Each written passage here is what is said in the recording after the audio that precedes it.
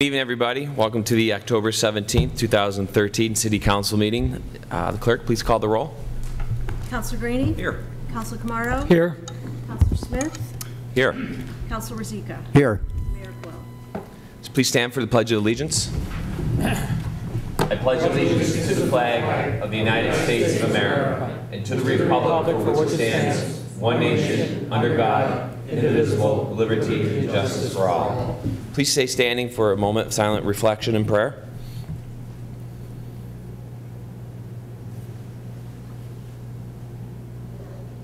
Thank you.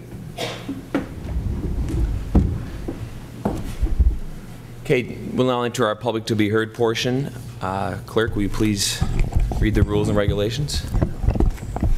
At this time, we will open the public to be heard portion of our meeting. As a reminder, and pursuant to City Council rules of procedure, prior to addressing council, speakers are asked to state their name, address, and affiliation, if any. All comments should be addressed to the entire council and not to individual staff members. Your remarks should be limited to 3 minutes and concern only issues involving City Council, city government, or matters of general city concern.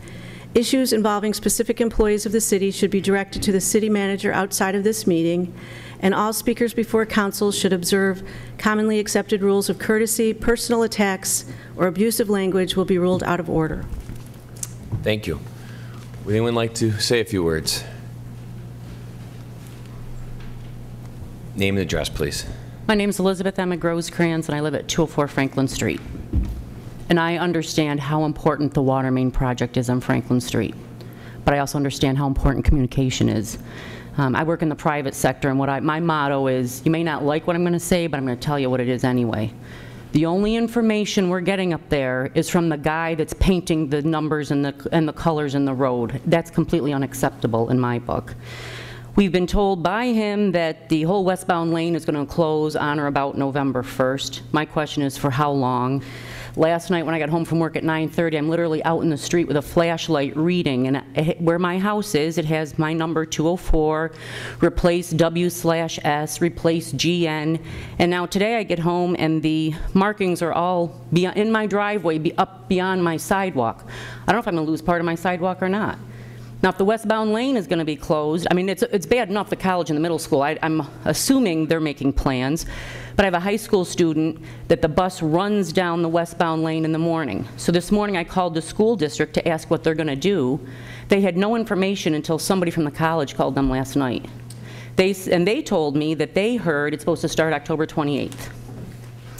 So I meant, are our services going to be interrupted? How long is the road going to be? What part of the road is going to be closed? Like I said, they're replacing things at my house. I don't know what they're replacing. How are the individual homeowners going to know what's going on? And again, I'm just asking for communication. A letter to everybody on the street, how they're going to be impacted. You know, I live right across from the college. Whenever that college does any construction or anything, the Franklin Street residents get a letter. Just, hey, this is what's going to happen. This is what you can expect. That's all I'm asking, not to mention winter months are coming, so I think that's just going to make the problem that much worse. Again, I understand the seriousness and it has to happen, but you've got to communicate with the residents to let us know what we can expect. Mr. Rocha, as you well know, we can't answer the questions now, but this is something that I plan on bringing up in the other business portion, and our engineer, Mr. Lupien, is here tonight. So if you have the time and the patience, you want to sit for the rest of the evening, you're more than welcome. Anyone else? Yes, ma'am.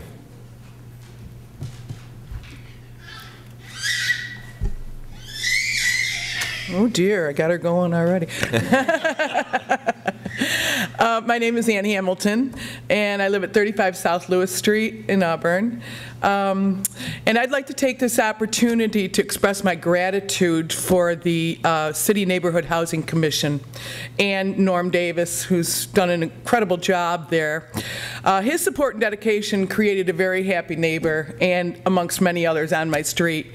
My situation involved getting a fence to separate two adjoining lots, and with that done, it also separated Franklin Street from Lewis Street. So being that it is going to be done very soon anyway, I should say, and everything is going to be, they're going to have their Franklin Street side, and we're all going to have our Lewis Street side. his determination and dedication has just gone above and beyond. And I feel strongly that the department is totally a necessity for peace of mind and comfort amongst neighbors everywhere. And I want to especially thank Norm once again. His dedication is just believing in the cause and following through. And as he's always said, quote unquote, I will not rest until I put a smile on your face. So I'd like to thank you all for that. Thank you.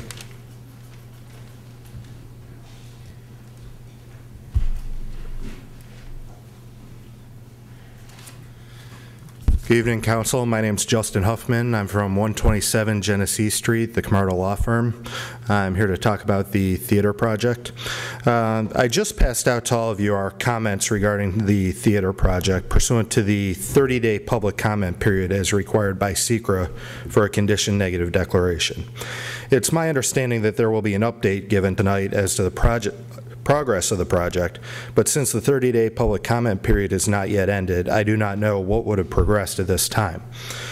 As I have explained before, the record that was before you was wholly insufficient, missing every other page, and missing certain documents that were submitted to the city attorney. More importantly, the city has continued to refuse to conduct soil sampling.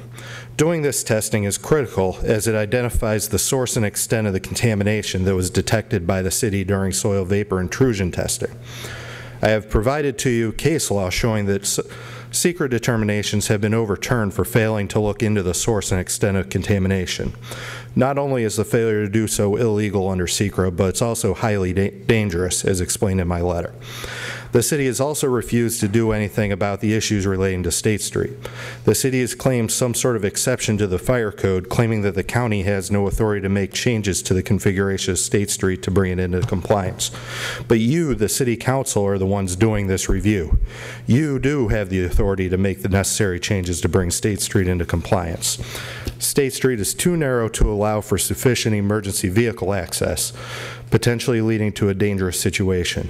The exits dump out onto State Street, creating a potentially chaotic situation and emergency. I have repeatedly pleaded that the City Council ensure that the public safety is being maintained with respect to the theater project. I am here once again to ask the City Council to recommence the SECRA process and require that the public safety be ensured before allowing this project to proceed. Thank you. Anyone else like to speak? Yes, sir.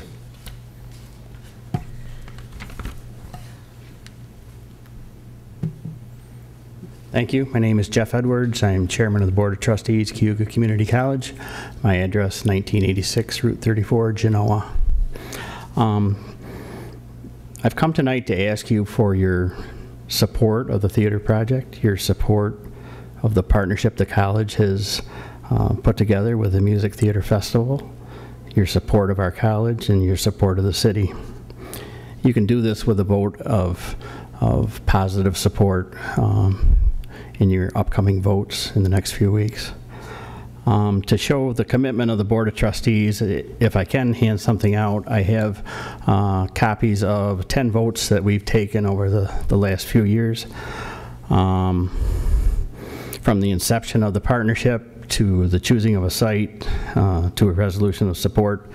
I believe they're all roll call votes, so they show the names of the people in support of this. I would ask that you take that into consideration. It's a project that can be very positive for our college and our community, and I hope you consider that in your thought process concerning this. Thank you. Thank you.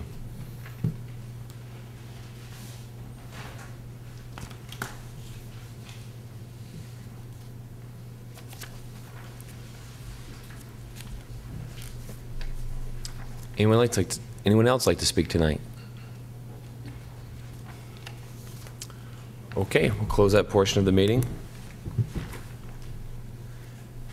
Motion for approval of meeting minutes of September 26, 2013. Mr. Rizika, Mr. Graney.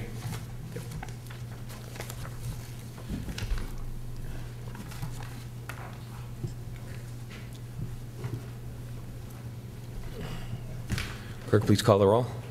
Councilor Graney? Yes. Councilor Camardo? Yes. Councilor Rizika? Yes. Councilor Smith? Aye. Carried. Presentations and proclamations. Okay, I have a proclamation from the mayor. If I can do that first, I guess it's not in the right order, sorry. Council, if you don't mind, we're going to change the presentation order tonight. We're going to go from bottom to top, if you will. So what you have at the Sensory Processing Disorder Awareness Month, we're going to do that one first, and then we'll do the Schwartz Family Performing Arts second, and the biosolids processing option, which is why everyone's here tonight. We'll do that one third. Any problems with that? Okay. Tonight, Kara and Michael are here to accept this proclamation. I'll read it first. This is October 2013, a proclamation for Sensory Processing Disorder Awareness Month. Whereas at least 1 in every 20 children are diagnosed with sensory processing disorder, a complex disorder of the brain that affects the way information from the senses, sight, sound, taste, smell, touch, and movement is experienced and turned into behavior. More than 3 million people are affected by SPD in the United States alone, an average of 1 child in every classroom. And whereas the SPD Foundation is a world leader in research, education, and advocacy for the sensory processing disorder, a neurological condition that disrupts the daily lives of many children and adults, SPDF has been providing hope and help to individuals and families living with SPD. And whereas Auburn residents, Kara Georgie, is an advocate bringing awareness of this disorder to the community, she has partnered with the Sensory Processing Disorder Foundation in Colorado, and with the support of Fiaco's Family Inflatables, she organized the Bouncing for Sensory Awareness Month event this past Saturday at the Finger Lakes Mall. A percentage of the monies raised were donated to the SPD Foundation. In addition, Pizza Hut on Grand Ave has agreed to donate a portion of every check to the SPD Foundation for future research from 4 to 10 p.m. on Wednesday, October 23rd, if, when you're there, you mention SPD. Now, therefore, be it resolved, I, Michael D. Quill, Mayor of the City of Auburn, do hereby proclaim October 2013 as Sensory Processing Disorder Awareness Month in the City of Auburn, and I urge citizens of Auburn to learn more about this disorder and support the research to find a cure.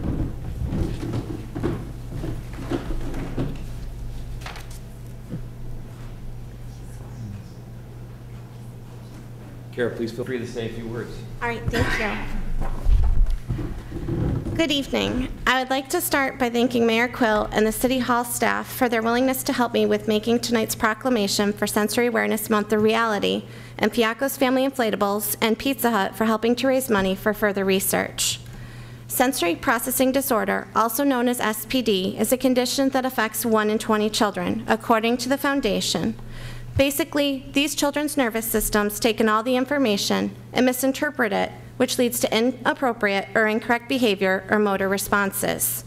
When you think of all the information our bodies take in via our senses, you can start to understand why this can become so challenging. Maybe it's the sound of a heater running or a fan moving. Maybe it's the intensity of the lights or the smell of an old building. The triggers are numerous, and the effects can be truly life-altering. My family's life was enriched when we had our son. When he got close to turning 1, we realized the journey we had begun was going to take a different course and go off on a little adventurous detour. Early intervention became a huge part of our life in helping us to figure out this part. No parent wants to admit that their child struggles, but it was something that we had to come to terms with. The road was long and at times lonely, but we always had hope because the dreams we had for our little man were only going to grow.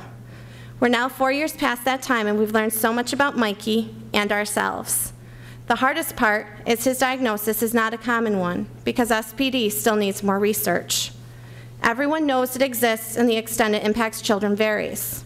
Yes, there's overlap with some other more common diagnoses such as ADD and autism, but sensory processing disorder is different.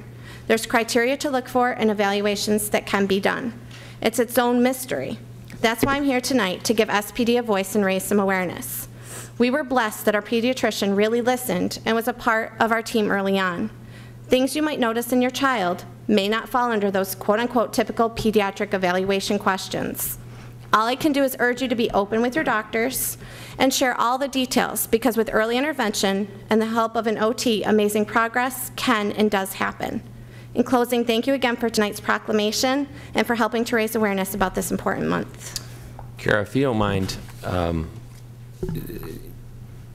since this is a problem with the nervous system, and obviously makes it more difficult to diagnose, can you explain some of the processes that you went through? Sure. For our son, he never transitioned to solid foods appropriately. So he would choke, he would gag, and almost to the point of throwing up. And it was to the point where he literally couldn't eat food, and he survived on Pediasure, which is a complete liquid diet, for almost 3 years. He's still on it to a degree now. And it has been years of OT, PT, speech, coming into the house, doing different activities with him to work his mouth, tricks for us to try to work and help him, because it could be your child's banging their head on the floor. They're looking for sensory input. It could be your child is just zinging here and there and everywhere. It could be anything, but you really need that early intervention help. It truly makes a difference. He would not be the kiddo he is today without them. So if someone spoke with you and expressed a concern with their child, you would tell them to contact? I would say contact your pediatrician, because a lot of times kids do, if they get frustrated, they're going to bang their head on the floor sometimes, or they will do some of these behaviors. So it's important to look at the whole scope of it and see what the true triggers are and why the behavior is happening. And then from the pediatrician's office, they can steer you and guide you in terms of evaluations. Now, what are some of your future plans to help address this? They're growing by the moment. I'm hoping to put on a sensory-friendly movie here in Auburn. Currently, they're being done in Onondaga County, but I think more things need to happen here locally. So I'm hoping that I can team up with one of the local theaters for that. Fiaco's Family Inflatables is on board for helping with further events there. I just want to get the word out, try to get families together and finding a way where it works for them, because it's hard to find sitters. Or, I mean, for the first couple years of our life, we did become very isolated. Our doors were kind of shut. We were our family unit, and people just didn't understand what we were going through. And it was just tell him to eat, just force the food down his throat, and that's not the solution. And so it's tough to be between those people who are saying do this and also trying to do what's right for your child. Sure. Okay, well, thank you. Thank you. Thank you very much. for your efforts. Thank you. Sweet. Okay, next we have the Schwartz Family Performing Arts Center update. Ms. Marsh from Hancock Esserbrook is here. Welcome back. Thank you, and thank you for giving me the opportunity to speak this evening. The reason that I'm here is that the public comment period closes tomorrow, so that's the end of the 30-day comment period for the condition negative declaration that this board issued. And by law, this board, based upon those comments, if I can just read this to you, if there's any substantive comments that identify potentially significant adverse environmental impacts that were not previously identified and assessed, or were inadequately assessed, or there's a substantial deficiency in the proposed mitigation measures, this board would make a decision to rescind that condition negative declaration and require an environmental impact statement. Now, the way the law is set up, that would be an affirmative action by this board to make that determination to rescind the condition negative declaration. Now, in a normal situation, at the end of the 30 days, that everything is done, you move on to your next step because the seeker is completed. Because there is the risk of litigation, specifically on this issue, I would ask that the board make a determination to reaffirm the condition negative declaration that you're not going to rescind it, so that that's clear in the record that you looked at the comments and made a decision one way or the other. Obviously, some would have you rescind that. We would ask you to not rescind it. The reason that I'm here tonight is that I would ask the board to consider that issue at your next meeting, because we are at the end of the 30-day period, and the Zoning Board of Appeals has their scheduled meeting for October, which is the following Monday. And they really shouldn't act until this determination is made by council. So if there is the wait for your standard meeting, which would be 2 weeks from tonight, we would lose another month on the project. I do understand that Steve Lynch will be looking at the comments, and I do expect that he would be in a position to be able to have this discussion at your next meeting, but I did want to formally make that request. Now, the planning board has nothing more to do with this, correct? No, the planning board can't do anything until you guys complete the process. So there was the presentation to the planning board, and if this board was to maintain the condition negative declaration, which obviously we hope you do, the ZBA would be in a position to make its decision on the application because SEQA would be completed, and then the planning board could make its decision on the project at its November 6th meeting. And it's standard procedure for the city to have the ZBA act before the planning board. So, you know, by that week delay, it does push us back a month. Does council have any questions? I believe that this board will make that decision. I don't feel that we even need Mr. Lynch here to make that decision. We have enough information here in front of us. Mr. Lynch would be coming to explain any of the...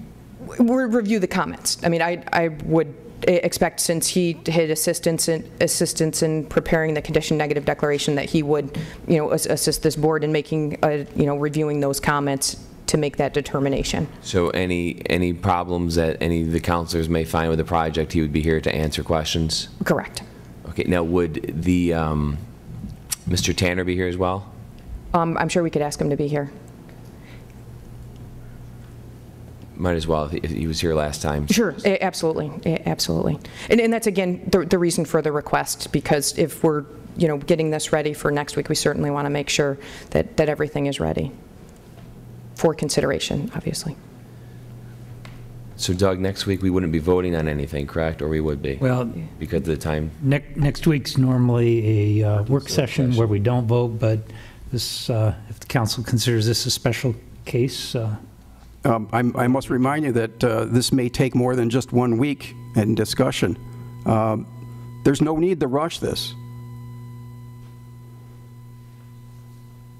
I would note, based upon the comments that I've seen and that I received this evening, 95% of it was already received by this board prior to you making your determination of significance.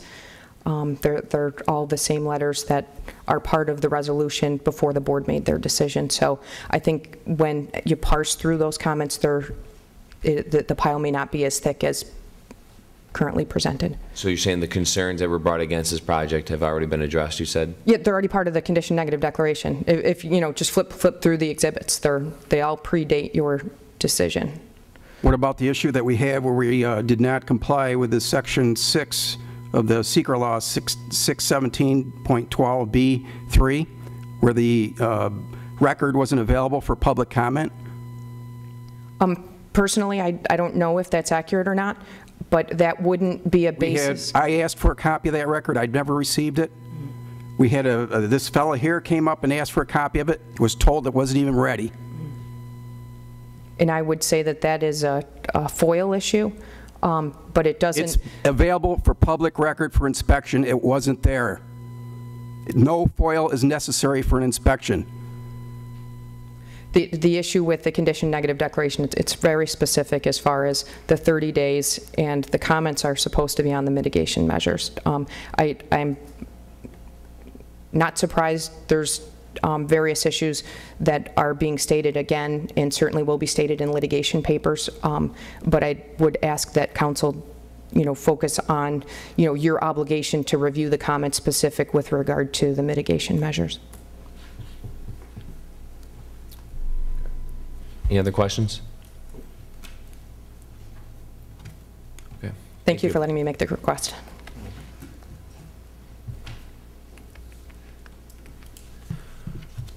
Okay, next we have Eric Winstrom. Eric, welcome. Eric will be presenting on the biosolids processing option for the City of Auburn. Cliff Notes version.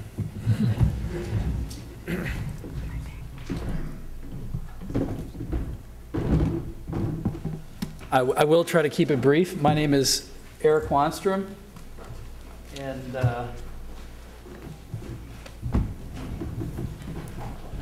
I am with the company Schwing Bioset.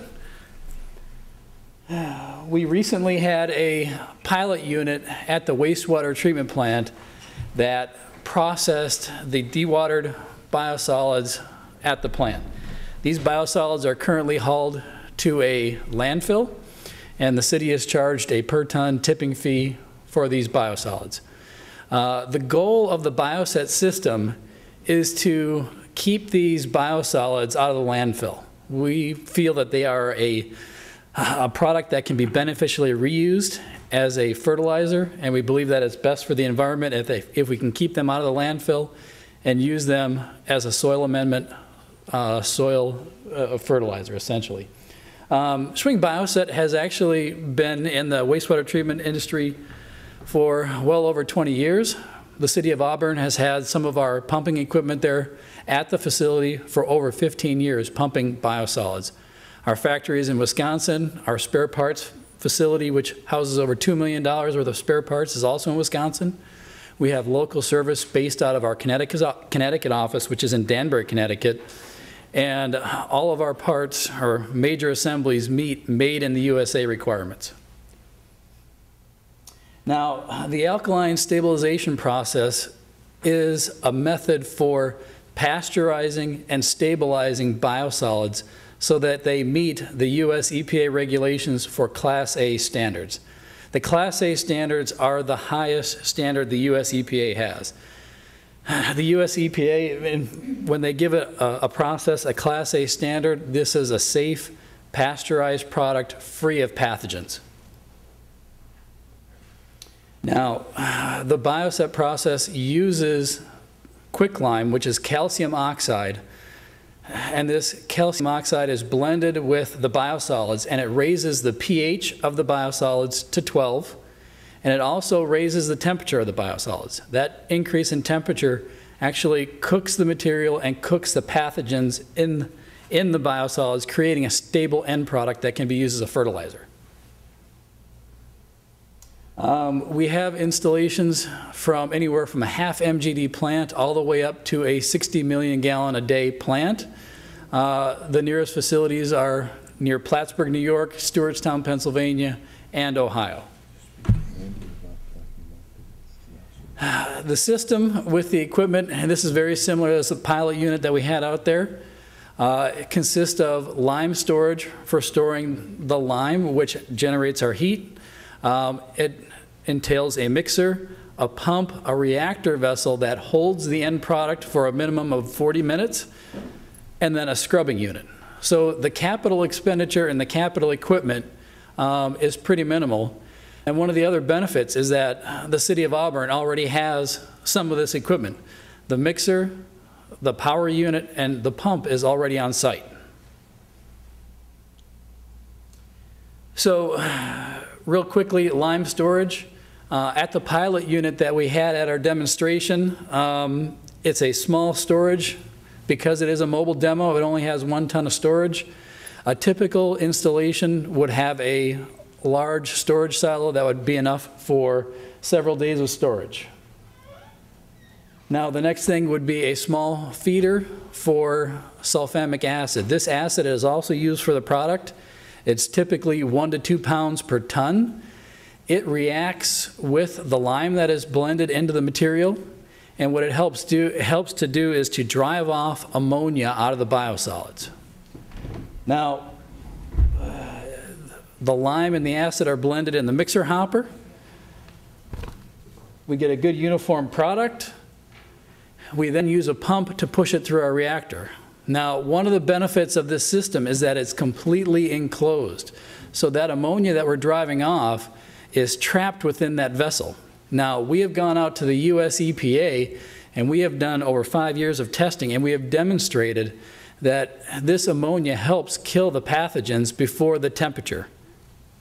And so again, the entire goal is to kill the pathogens, meet the US 503 regulations, and get a pasteurized, stable end product. So again, here we're looking at the reactor unit, which would be one of the new pieces of equipment. And here is the reactor unit that was on the pilot unit that was at the plant about a month ago. Now, the system does include a scrubber to capture odors that come off the discharge. One of the benefits of the system is that it is completely enclosed, so no odors are able to escape until they reach the discharge. With the scrubbing unit, we scrub that discharge, so we're able to capture 90% of the odors that come off the system right at the discharge with a very small scrubber. This scrubbing unit is about 500 CFM and requires less than 3 gallons per minute of water flow. Again, here's a picture of the scrubbing unit that was on the pilot trailer. Now, I've mentioned some of these before, but a lot of the advantages of the Bioset reaction system is that it is totally enclosed, so it traps in the odors and any dust that may be generated. It's easy to operate and maintain, and the end product has proven long-term stability. So when this is land applied on a farmer's field or on a pasture, it will be stable and pasteurized and not have regrowth of pathogens while it's in the field. Very low capital costs compared to other beneficial reuse systems, and it is EPA approved as a specific, unique process. While alkaline stabilization is well within the 503 regulations, they have many process covering and regulations covering alkaline stabilization is very common. The Bioset process, because of the completely enclosed vessel, has been approved by the US EPA to run at lower temperatures than other alkaline stabilization systems. This essentially equates to lower operating costs and about 20 to 25% lower operating costs than other Class A systems.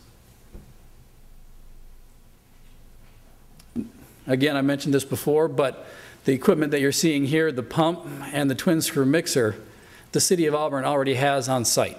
This is equipment, it's essentially half of the Bioset process that the city already owns. The city would, at this point, just need acid feed system, lime feed system, the reactor, and additional controls to create a beneficial reuse alkaline stabilization system. I mentioned this before. The Bioset process uses ammonia trapped in the reactor vessel to kill pathogens prior to heat. So Swing Bioset didn't do the study. The study was actually done at Tulane University. And again, it was 5 years of testing and data before we got our nationwide approval to operate at lower temperatures.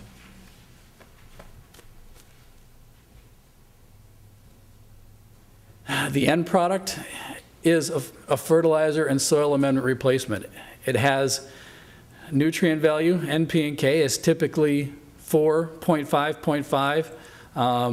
We have a sister company, Biosolids Distribution Services, that will market the end product, and they will guarantee a minimum of 2.3.3 on the NPK. And of that nitrogen, 60% of that is typically slow-release nitrogen.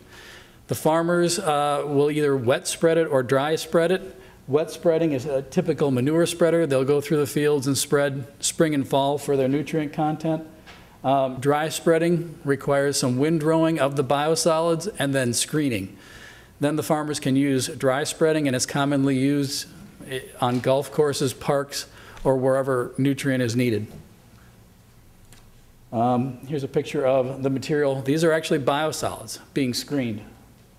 And that's what the biosolids look like once it's screened. It looks like a true fertilizer product.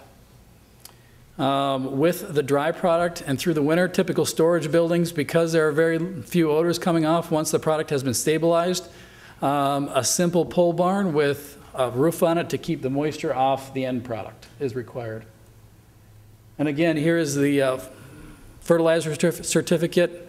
This is what we've guaranteed, and we operate our facilities down in Florida, is a 2.3.4 for our fertilizer certificate.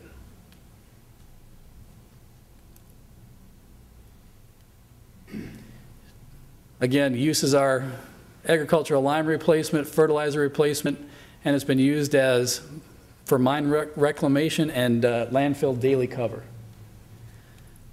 We've actually manufactured some pellets that have been sold commercially, but that again is through our sister company, Biosolids Distribution Services. That's a quick introduction to the process. Are there any questions? What's the needed safety precautions in handling the lime? Obviously, that's a... Lime has a pH of 12. Right. And typically it's gloves and dust mask. Okay. Lime is a dusty product, it's a fine product, and so it's gloves and dust masks are the typical safety precautions. Eric. Yeah. Normally you're not handling it by hand. It's completely enclosed in the storage silo. And well, I know, but understand it. But still, eventually, you've got to do some type of level of maintenance at it. And, absolutely, and you are going to get in contact. It is there on site. It will be in contact eventually, and that's the safety precautions are gloves and dust masks. Eric, what's the cycle time from start to finish? Cycle time, the minimum cycle time is 40 minutes. We typically design in 100% safety factor. So the US EPA requires that it be held at 40 minutes. And so as long as you're over that 40, you're okay. We typically design for an hour and 20-minute retention time within that reactor. Now, is there testing for the end product? For the testing required for the end product, there are several tests. One is a pH test, and that has to be done for every truckload. The second is the temperature. There are a series of temperature probes within the reactor. There are 6 of them, and those are recorded constantly by the control panel. So that is constantly recorded and submitted. Now, 4 times a year, an ammonia sample has to be taken to prove that there is enough ammonia within the reactor to get that pathogen kill through ammonia. Now the end product, who would be the users for the... The users are primarily farmers. But we've also have, with our sister company in BDS, they have marketing contracts down in Florida. They sell to citrus groves, parks, golf courses, or other big users. But the majority is going to be farmers. Typical application rates on fertilizer are about 2 tons per acre, and farms will do that twice per year in spring and fall. Are there any users in this area, the Northeast? There are a lot of users. Currently, the largest hauler and producer of biosolids that comes to the Northeast or up in this area for land application is the city of New York. They actually treat only to Class B standards. Roughly 20% of the city of New York's biosolids are treated to Class B and brought up to central New York for land application. Is there any other municipalities in this area that are using this procedure? In New York, there's one other bioset process, and it's up in Plattsburgh, and it's owned by a private company, New England Organics, which is owned by Casella, has a regional facility, and they're currently bringing in, they are currently processing about 100 tons per day of biosolids. And those biosolids come from one plant in New York, but primarily Canada. They bring in biosolids from Toronto and Ottawa are their 2 biggest customers. And I know this is probably a tough one to ask you, but what kind of capital investment would we be looking at if we look to do something like this? With the capital investment, we've given a budget quote, and I think we were just... Under $1 million. Yeah, it was under $1 million. What's the cost per ton to produce this? For operation, cost per ton would be $20 a ton. That's the major cost on the operating side is the cost of lime. Currently, lime is roughly $170 a ton, and that accounts for about 90% of that operating cost. The total power consumption on the entire system, the pump is already in place, but usually you're looking at roughly 75 horsepower to power every motor on the entire system. Eric, you might mention that they don't have to market it themselves. Yeah, we have a sister company called Biosolids Distribution Services. They would be willing to work with you to help market the end product. Would they be willing to put up the capital and we'll just produce the sludge and give it to you? Yes. Yeah, that is one option. We actually have that. They primarily do most of their contracts in Florida.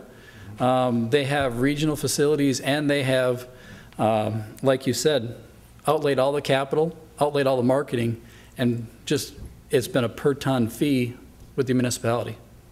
So we would just be responsible for providing the sludge? Providing the sludge, and then we would take it from a truck, and it would be all BDS and Schwing Bioset. In the Florida plant that is making it with a the arrangement that you just said, what's the fee per ton? That I don't know. But I can get that information. Yeah, I think, you know, this is another thing that we can, and another potential option we can look at. Yeah. I mean, they actually have contracts with 5 different facilities down there, so the contract rates will probably be different.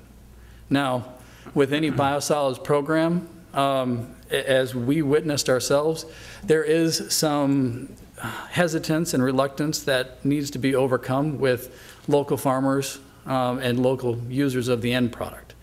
And so what we've seen down in Florida is typically the first year of the beneficial reuse in those biosolids, BDS was essentially giving the product away, just to alleviate those concerns and demonstrate the value. And then it was years 2, 3, and 4 that they were actually able to get some value and get some monetary compensation for the end product.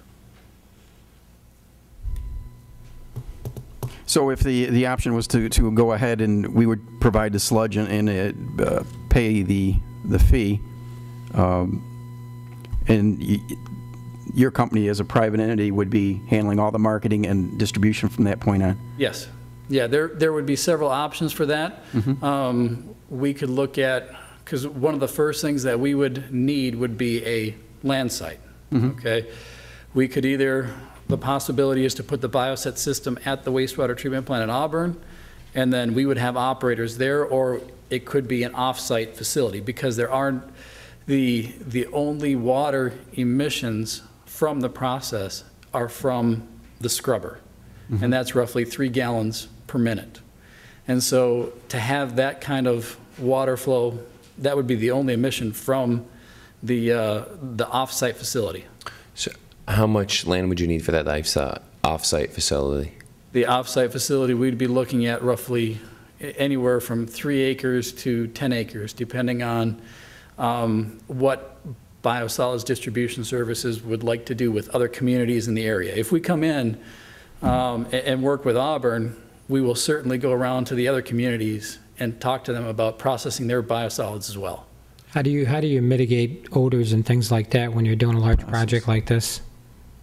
With odor mitigation, the process itself, the addition of lime, really helps to mitigate odors.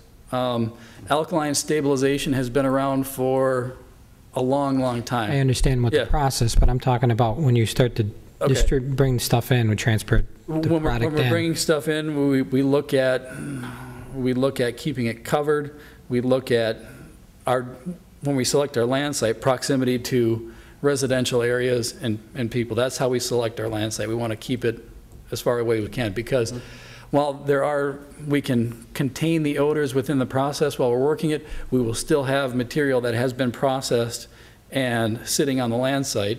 Now, the processed material, there is little concern for odors, but it's the unprocessed material that we would like to get in and process immediately. Now, if I recall, the city's got that site in place already, because we used to take sludge in for our incinerator. So we've got a dumping site and a pump station. Yep. You were over there, weren't you? Yes, Yeah. Remember how hot it was that day, 90-something? There was no odor. And no odor. Yeah. Yeah, I mean, the city of Auburn does have a receiving station, so they do have the ability to receive sludge from other communities. Right. Well, at one time when we had the incinerator. Yeah. With the proximity of the needed for the feed screw and a pumping, if it was at a remote location, obviously that would be an additional piece of equipment that would have to be added at that site. Yes.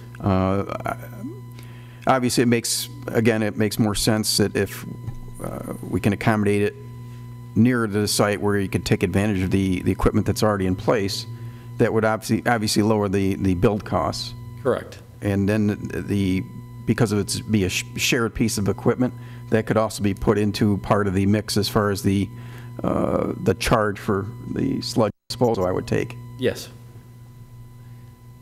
How much sludge would we have to provide?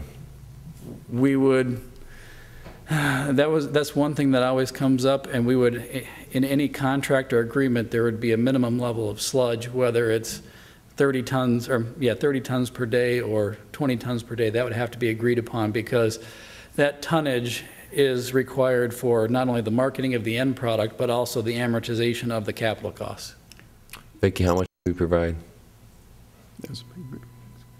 If we continue with the who we have customers today, we typically have 30 ton per day.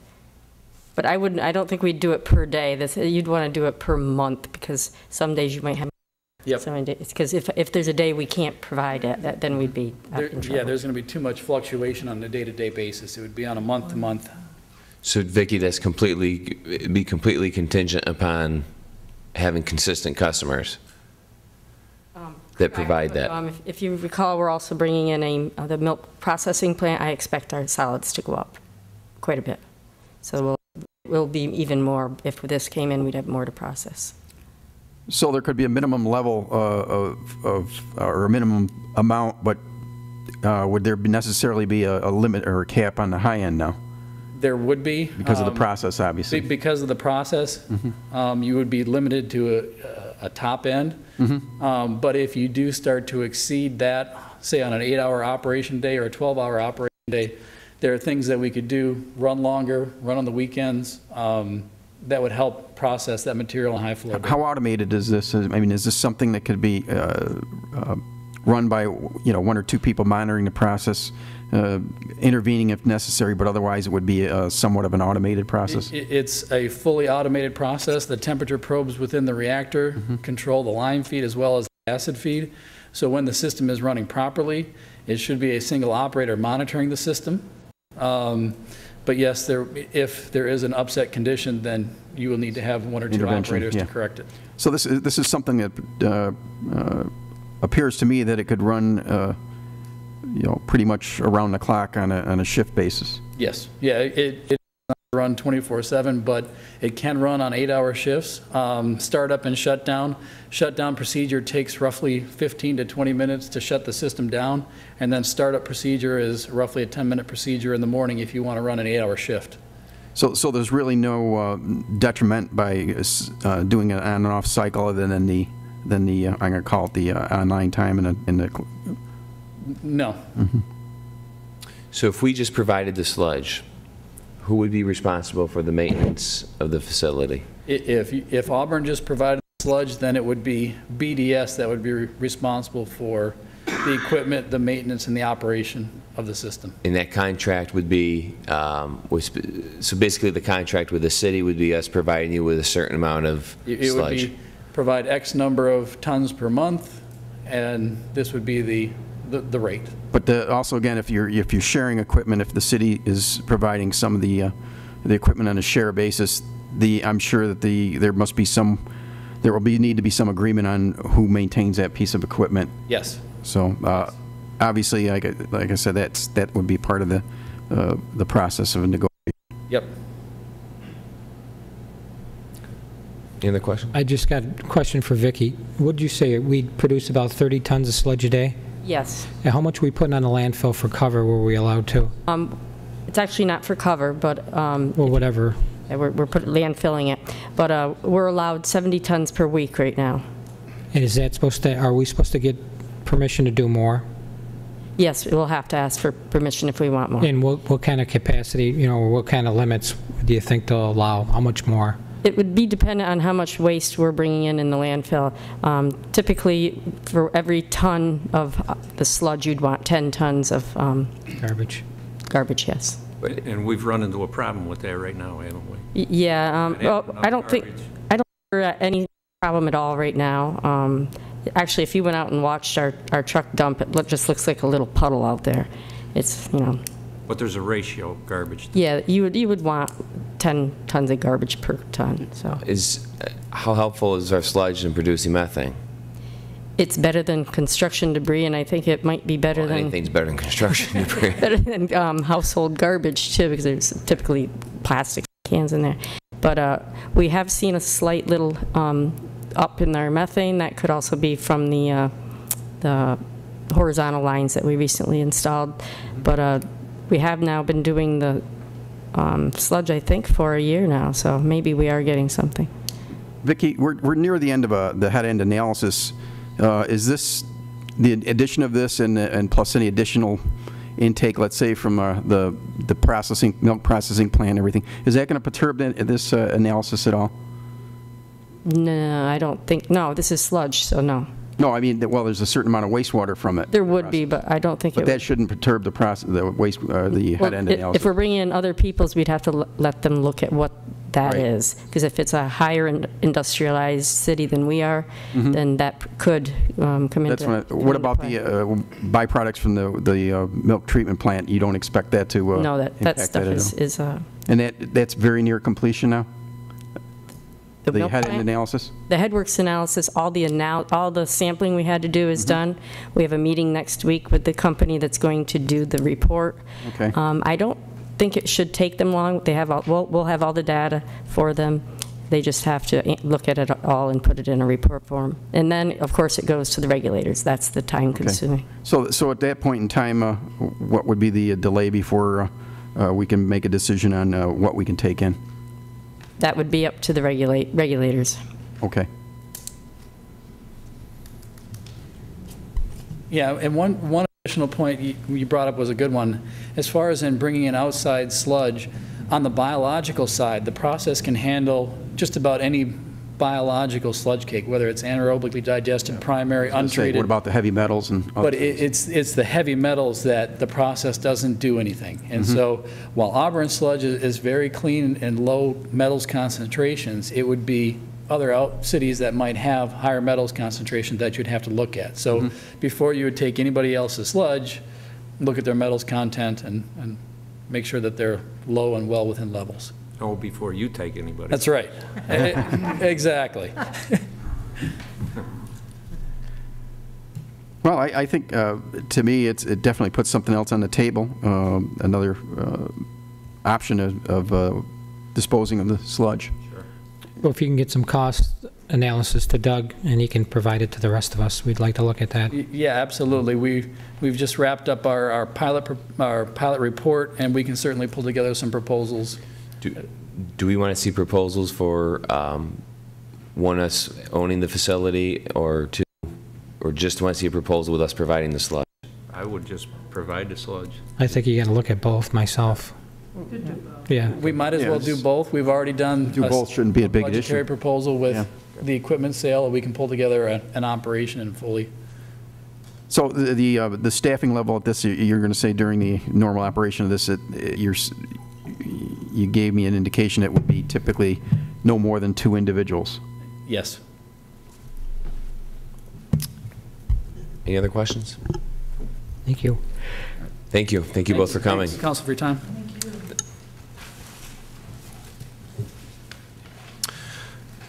Public announcements. City Manager's report. Councilors, with your permission, Bill Lupien's here, and maybe instead of having Ms. Rosecrans wait till the end of the meeting, he can address the scheduling issue on Franklin Street. Pass these down. Okay. Put those together. Thank you. Yeah, Councilor John there is handing them out. We understand the importance for communication here. We've just made arrangements yesterday and today to have a venue, to have a public information meeting. We plan on having a public information meeting on the Franklin Street water main Wednesday, October 23rd from 3 o'clock to 7 o'clock.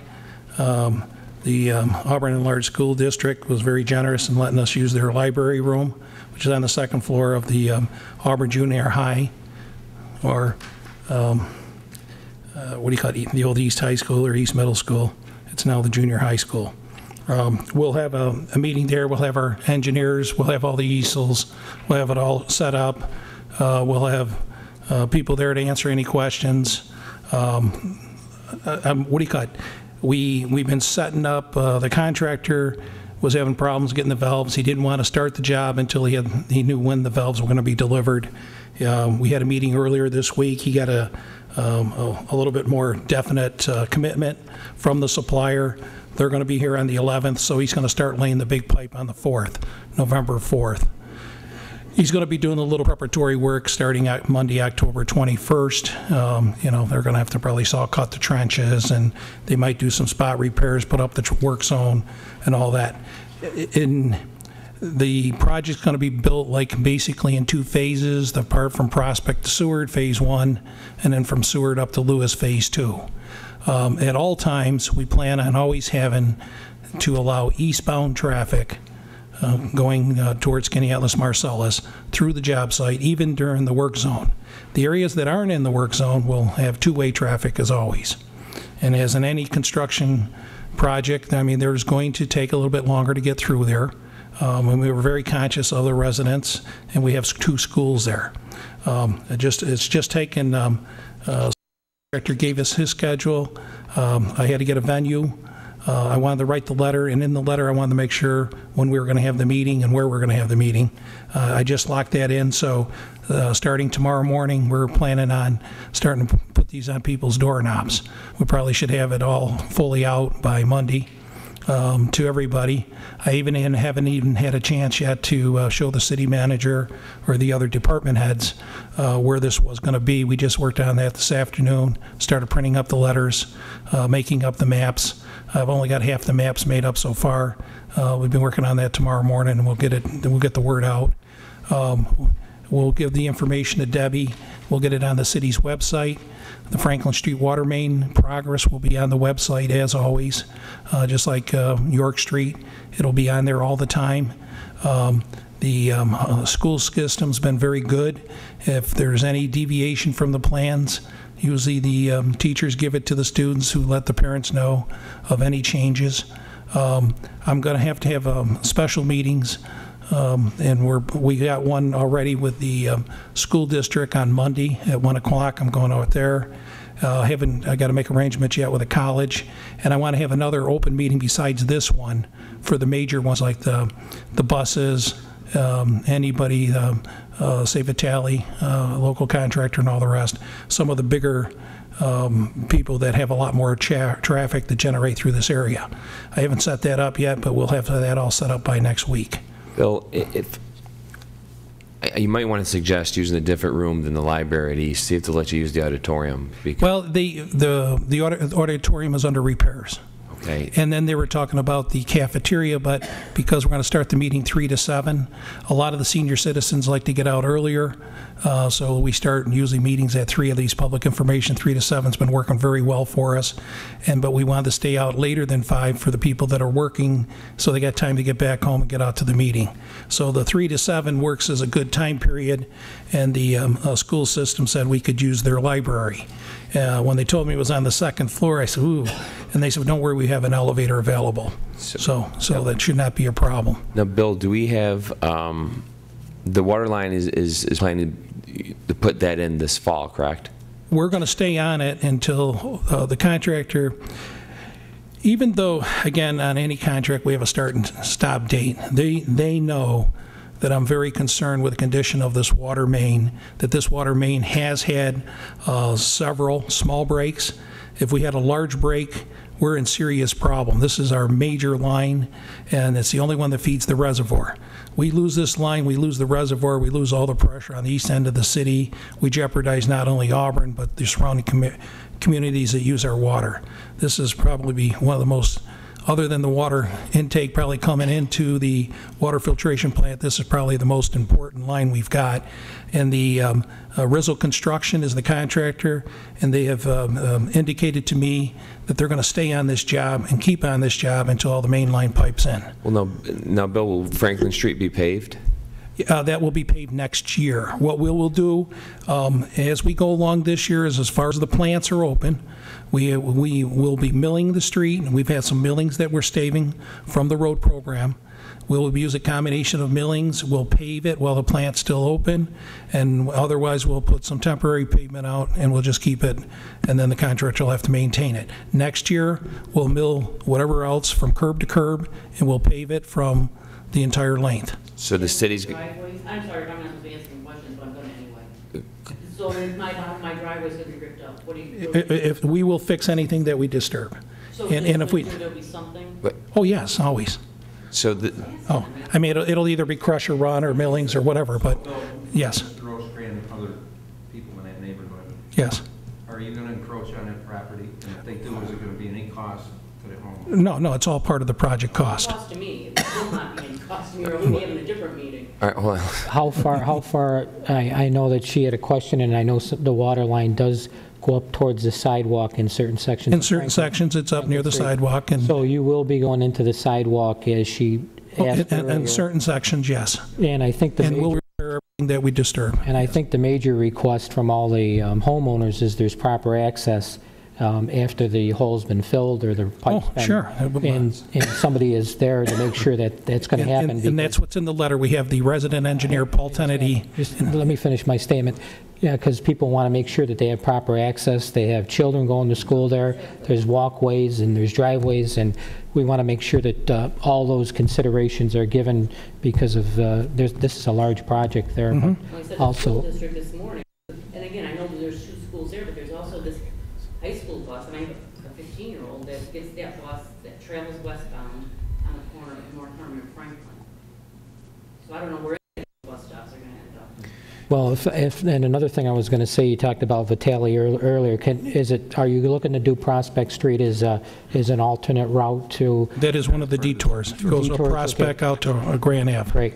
And the second thing I'd just like to add, if you need some space in the future, I'm sure the college is available for, they have plenty of meeting rooms there, so, you know, Well, we can we have the offer, 2 schools, and we approached the Auburn School District first, and they were generous to give us a site, so we didn't have to go to the college. But that was going to be my next phone call. if you need something, I'm sure the college would be very happy to accommodate. Councilor Grady.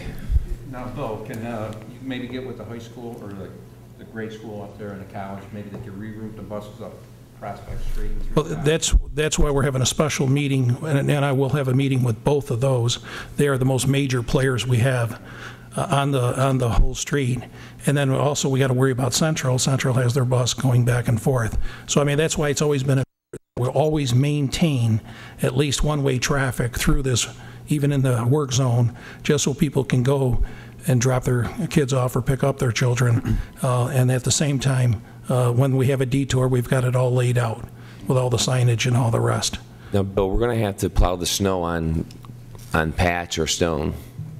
Well, we're going to try to get this job done as quickly as possible, but if we had to, we can actually, if it gets to be a problem area, we can put down concrete. But we've got the cold patch. You can heat up regular blacktop. There is these special little machines that can make like hot stuff during the winter months, but they're usually very small capacity. But we're going to try to get it done as quickly as we can and put the hot stuff down as quick as we can. And we'll have to maintain it, and we'll make sure it's plowable. Bill, I think I just asked, and all of us are kind of saying the same thing, keep the people on Franklin Street and everyone that's involved in this informed. I mean, if you have to use the press to get notices out to people. If we have to send letters, especially to the people in the home. Well, they're going to start being hand-delivered to every property owner up and down Franklin Street, and then we're going to have to start looking at some of the other places that, like, say, the home, they have a driveway out onto Franklin Street, use that for access, so we'll have to make sure we notify them. We'll put it on the city's website. We'll investigate, and it sounds like we shouldn't have a problem. Maybe put it right in the newspaper. We'll use the public educational governmental channel and give it to both Time Warner and Verizon to see if they'll do something. Is Debbie the reporter, and we'll pick it up here. Bill, the other thing is, I know we have a lot of small children in that area, basically mostly due to the school. We got to be cautious with any open trenches and things like that, because they're going to be a great thing for them to want to explore. And so we, by all means, we should try to make, put down or something to cover these if they need to be left open. Let's say, steel plates, anything just to keep somebody from, I'm going to say, investigating the ditch. Bill, do you have your set dates for these meetings? In the letter that John just gave you. But could we, so... That's the public Wednesday, information October. one. That's for everybody. And then as, like I say, some of them, like the school districts, the 2 schools, they need to be met and voice their concerns, look at our traffic flow and all the rest. And so far, I've got one Monday at 1 o'clock. I'm going out on to the Tubman place out on Thornton Ave Extension and meeting with the school district. And what do you call it? And then tomorrow I'll try to make arrangements with a college. And then I think I'm to see if I can have maybe a more general meeting and try to get all the businesses. Okay, so Wednesday, October 23rd from 3 p.m. to 7 p.m. in the second That's for everybody, library. right. That's for at the Auburn Junior High School, and this is to share the City of Auburn's plans to replace the existing 30-inch water transmission, just so the people that watch us on Friday. Right. So, and I appreciate that, and I'm not trying to be a pain, but I would have liked, if we could have earlier communication. I'm on a plane to Japan on Sunday, so I guess I'm going to have to follow these guys up in Rochester, and I'll probably drive them crazy, but this is like a 5-day notice. Well, no, I'm just right. saying, take it. I'm going to be living this. So, and my next question is, how long do you think this is going to take? Well, I mean, they're hopefully, we've got roughly a mile, and they're probably hoping to get at least 100 feet a day. So, you know, we're talking, you know. Weather permitting. Weather permitting. But then again, this is, in winter construction, it doesn't snow when you're digging. You know, we don't worry about the snow. I mean, these guys will work right through it. They might break a little bit for Christmas for a week, but other than that, they're going to stay right on it. I would imagine by the end of January, hopefully, we'll have all the pipe in the ground, have it tested, have it switched over.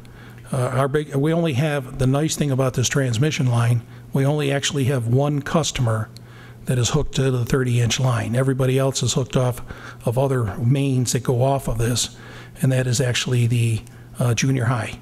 And they have 2 laterals, and we plan on putting a valve in the middle. And once that valve is installed, we never have to worry about even disrupting them. So there will be a minor disruption to the junior high school, but we'll do it when they're not in session with their full cooperation. And then the actual final hookup will be the only time that will disturb anybody's water supply on this entire job, unless, you know, there's an accident. Bill, just for my own interest, I know we're running this parallel to the existing line, and you already mentioned that we would be a change order. Is there any way I could get the maps of the current pipe system that's in the ground and where the proposed one is going to go in? Sure. Okay. And they'll all be that'll all be available at the meeting as well. We'll have easels let up. I know, of the entire one. I don't get into town typically. Okay, we can do that for you. Do you have something, Council? Just, I want to make sure that, Bill, this is going to need a lot of attention, as I'm sure you're going to be giving it every bit of attention that's needed. But this is a huge project, and it's going to affect not only 2 major institutions there, but a lot of residents, not only on Franklin Street, but all the connecting streets. So we've really got to make sure that we're on top of communication and so on and so forth. And we're following up with the contractor to make sure that they're, you know, making people be able to access their properties in a proper manner. So. But whatever pain is being experienced now is going to be far worth the exercise, because we're replacing a pipe system that's like I say, has been a top. We've spent a lot of time with the consultants and the contractor, having meetings ahead of time, trying to figure out how we can phase this in. And do the least amount of disruption to everybody on this project. Nobody knows how more important this is, and most people don't realize how critical this transmission pipe is. This is one of the jobs that I can't wait till it's over, because there is a lot of things that can go wrong if we don't get it done. I fully agree with you, Bill. I mean, this is a critical artery here, and we have to apologize for the pain and inconvenience that most likely is going to be suffered by a few people, which is unavoidable. I mean, there's going to be that. I'm sorry. I'm frustration is, and I'm getting a little more frustrated, is when I drive to Ithaca and I leave at 7 o'clock every morning and I'm home at 9 o'clock at night, and I'm reading paintings in the street and I'm trying to catch the guy at 7 in the morning that's making those paintings. That's my frustration. You know what my property tax bill is a year? I should have had this letter 3 weeks ago. That's my frustration, and now you hear me loud and clear. I'm sorry. No, but I understand that. That water line is very critical. But so is our satisfaction as taxpayers. It's all I want you to communicate to. Not 5 days before. Bill, can we do this if, and I don't want to set a date now, but for people who cannot make the 23rd meeting, can we set another informational type meeting? Just, and again, we don't have to set a date now, but let's get something set so we can, people who can't make it are able to voice their opinion. We can do that. But right now, I can tell you, the transportation department thinks the project's only going to last 8 to 10 days, so make sure that they hear you loud and clear tomorrow at that Tubman House. Because she's like, well, we'll just reroute these high school kids for 8 to 10 days. Sounds like it's going to be a lot longer than that. Well, I mean, again, we are going to maintain two-way traffic unless we're working right in that area. Only when we're working in an area will it be eastbound only. For phase 1. Well, we'll have the detour set up, and we're going to be working somewhere along there. So whatever section we are, that section's only going to have eastbound traffic. Now, if it just happens to be we're over on Seward, and you're trying to get from Marvin to the school, and you're on the one side, we're not going to be, that'll be two-way traffic. All of a sudden, when we start moving in front of the school, now that's going to be eastbound only, and now it's going to be a concern. So, but we set up the detour signs for the whole phase, for phase 1 and phase 2. So the detour will be set up, but most of it, it'll be like, we'll be in one block, and that's the part that's going to be reserved. The original part will be repaved and reopened for two-way traffic? Yes, if we're not working in front of an area, then it'll probably be two-way traffic most of the time. Now, again, it's you put a main line in, we have a second water main there that has the services. We'll be relaying some of those services. We'll be intersecting utilities. There'll be times when all of a sudden we did the main and now we got to go across the street and fix somebody's service. While we're going across the street, where there'll be a short disturbance. As soon as we got it done, then it'll be opened right back up again. We'll always maintain one-way traffic on eastbound. It's just that when we're working right in that area, then it's only going to be one eastbound. Any other areas a block away, that'll be two-way traffic. Now, Bill, where's this going to start? We're going to start up near between Seward and Prospect Street. That's phase 1? That's phase 1, and that's there's 2 maps on the back, and that's phase 1. Mrs. Rosecrans lives roughly between the township. Dead center, go between Prospect and Seward. Okay. When can she expect work to be done in her area? Well, I mean, they're going to be start laying the big pipe. What is it? November 4th. Oh, no. They're going to be they're going to start and they're going to keep laying at 100 feet each day, and and you're going to see about 300 feet really disturbed. So there, at 300-400 feet, you're going to see it moving as it's going down.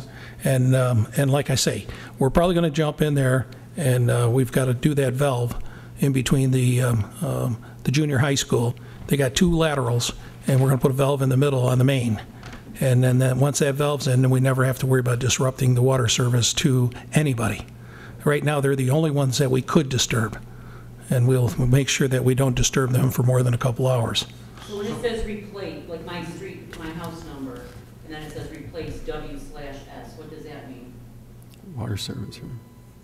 Well, they're probably replacing something there. I don't know if it's the water and the sewer, or well, it says W/S, and then on the other side of my tree it says 204, and my house number, replace G/N. So are these people going to be able to tell me what that refers to? Sure. There'll be all the engineer, and in this letter there is a resident engineer. His name's Paul Tennedy. His phone number's on there. He will have a cell phone on him at all time. He has 2 email addresses. One's here. He actually will be working out of my office. That'll be his office. And Woody Cut. He's available to come right down and fix it. He will be on the site all the time, full time. So Bill, I think it's clear that you're going to try to do your very best to keep people informed here and minimize the impact per individual home. That's exactly the goal. I think, obviously that's a plan, but things do happen. And well, that's why we're going to have Debbie is going to have a website. Right. And if there's any changes, she'll be immediately notified. We'll have a schedule on there, what we plan on doing for the next 1 or 2 weeks. The contractor will give us that information, and we'll update it, and if there's any change, we'll make the changes on there. We'll also keep track of the 3 buses and keep the schools priced. And again, it'll be on the public information channel. Whatever they'll put on for us, we'll give a heads up here. We'll keep you guys informed as well. You know, we're going to put our best foot forward as far as communication. And I'll tell you, once you give something to the school kids, I mean, they tweet faster than anybody I ever know. They know what about our jobs faster than we do. As soon as we tell one person, they already got there's 90 tweets out there. If there's no other questions from council, go ahead. I just have one last one. Yes. Now you talked about the laterals in the street there. Mm-hmm. Are the laterals connected into this main line that you're replacing? They're hooked to the other main. So there's another main that goes through that. Well, there's a lot of them already have a 6-inch main, 8-inch main. Sometimes it's a 10 or a 14. All the laterals are hooked to the other main. How are those mains? Are they in good shape? For the most part, yes, but we need a lot of valve work on them. So you'll be doing that at the same time? We'll be, yes. They'll be, as we go through the valves, they'll be taking care of them. And we'll do some ahead of time if we need to strategically have those working before we go after the other one. If anybody's laterals disturbed, it'll be taken care of by the contractor? Oh, yes. Anything that gets disturbed in the work zone is part of the project. There'll be no charge to the adjoining property owners. And we'll, you know, I mean, council has approved the alternate before to pave from curb to curb. So, I mean, when we're all done, we're going to go back and mill that street and pave it from curb to curb. So, I mean, we'll spiff it right up. The only thing that's a little bit of a concern, there's one area that we've got to do a little sewer and water on the same side, and there's like 3 trees in the way. And we don't want to really take the trees down, but unless we can slip line it, we're going to have to take those trees down. So, the WS in front of my house? I don't know what the. You just said water sewer. I gotta believe you've got to know what the WS. Well, I didn't put it down, so I don't know who this taker is. It could be. All right, I've been bad running this meeting, all right, because we're not supposed to have input from the public. But Bill, can we do this? If Mrs. Rosecrans has more questions, she can speak with you out in the hallway now. Yeah. But to her point, though, when this is all said and done, when this project is finished, I'd like to have the homeowners kind of have their input in regards to what their driveways may look like, what their curbing may look like, whatever's there is existing that was torn apart, that they're satisfied. Mm-hmm.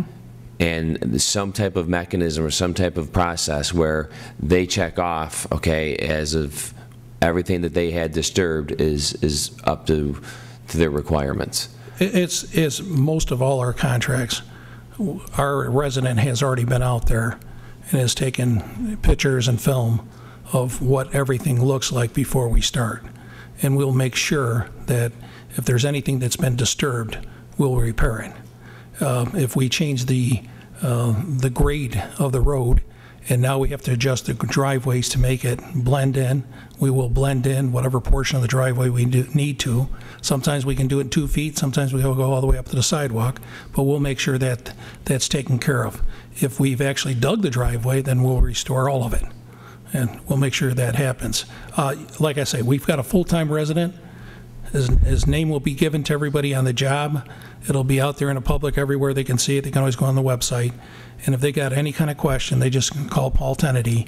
He will take care of them. And if he doesn't, then you give me a call. So every homeowner will get a letter with Paul's name and phone number? And that's going to be started to be delivered tomorrow. Okay. So I needed the contractor to tell me when he was going to start, and I needed a place to have the meeting. And in the letter, I have to say where the meeting's going to be, and I wanted to attach the work zones, which I just got from the consultants, Wednesday, and I just got the venue last night and confirmed it this morning. So I mean, I know the importance of getting the word out. It's just that, you know, I had to rely on other people to give me the information. Debbie will. Contractor might have jumped the gun a little bit, going out and marking everything so quickly. No, he has to. He wants to know what's out there, and they have to set a baseline out there, so they know where all the stationing is and what they anticipate. And then when they stake it all out, and the contractor is now giving each one of those utilities a baseline station. So then later out, when they dig up the road and it's gone, and that's where the marking was, he'll know exactly there's a sewer water lateral service here. I can see Mrs. Rosencrantz concerned. I mean, Right. comes home and there's markings all through her driveway. Well, I would think that the NG stands for natural gas, and, you know, maybe that's a natural gas line underneath there. That's, well, if any pipe, I would think anything that gets disturbed, he's already made an assurance that would be... And see, and the contractor is legally responsible. He has to call that Dig Safely New York. Anybody does before they dig. And if it's staked out and he hits it, and it's within so many feet, like say 3 feet, then he is liable to pay for the damages. If there's a utility there and it wasn't staked out correctly. I got this out earlier in the week, but I had to wait for other people to give me the information to put in the letter, and then I had to have a venue, and I just got that, so. The clerk's going to put on the city website the resident engineer along with his phone number and email address. So all you folks on Franklin Street, Paul Kennedy is the resident engineer, and we'll have his phone number and email address online. Thanks, Bill. Yep. I have just a couple other items. Thank you, Bill. I gave you a handout. As we talked about the last meeting with the roll-off costs and so forth, we're starting to get feedback now from the contractors that have those roll-off bins. So I passed that out. We can talk about it next week during work session. Also next week is the week we'll be doing the monthly department budgets, so the department heads will be here. We'll have budget information, and they'll be prepared to answer questions. I also, just shortly before our council meeting started, got a call from Tom Gaybeck. There's a main break on York Street. The crews are on scene right now evaluating that and making repairs. And I also talked to Congressman Maffei's office today. They were pursuing our request to see if we could get reimbursement for the overtime costs associated with the president's visit, and not good news. The Secret Service has said that's not something that's budgeted. It's typically provided by the community, and that I guess it would have been our choice to say, no, we don't want the president to visit. So. At least we tried, right? Yeah, so we'll probably get something more official than that, but I just want to share that verbally this evening. And that's all I have. They can't print off $40,000? You would think all the money they're spending in Washington, they could find $28,000 to reimburse the city of Auburn. Well, yeah. One golf outing less. Pardon me? One less golf outing. Okay, city manager's report. Presentation of petition communications. Seeker? No seeker. Ordinances. Ordinance number 11 of 2013, amending Chapter 213 Nuisance Code of the City of Auburn. We have a motion. Councilor Camardo, seconded by Councilor Rizzico. This was previously read. Would you like me to read it again? It's not too long, or don't, or part of it. We love hearing your angelic voice, so read it again, please. Short Great. paragraph. Sure. Short paragraph. I'll just read the new paragraph. How about that? Correct. Sounds good. Amending Chapter 213, nuisances of the Code of the City of Auburn by Councilor Camardo, seconded by Councilor Rizzico. Now therefore be it ordained, Section 1, that Section 213.3 definitions public nuisance, Section D miscellaneous of the City Code is hereby amended to include the following language: or permitting situations or conditions which allows rodents, insects, other vermin to live on or in real property, and or failing to take reasonable actions to abate, eliminate, and or exterminate rodents, insects, and other vermin when the owner, occupant, or user of such real property becomes aware or should have known of the existence of such rodents, insects, or vermin infestation, it is the intention of this law to declare rodent, insect, and vermin infestation as a public nuisance and to take whatever actions are permitted to declare those persons responsible for the infestation, including but not limited to occupants, owners, and any other entity occupying said real property. And be it further ordained by the City Council of the City of Auburn, New York, that this ordinance shall take effect upon publication. Thank you. This has been an issue for one particular homeowner, and I'm sure several others throughout the city. And again, these are quality of life issues. These are health issues. You imagine an individual invests a lot of money and time into their property, and they're dealing with rats. It was so bad that our men working for the Department of Public Works were not picking up the garbage, because when they did, there was rats all over the place. So there was a period of time where we were not picking up that garbage just because of that problem.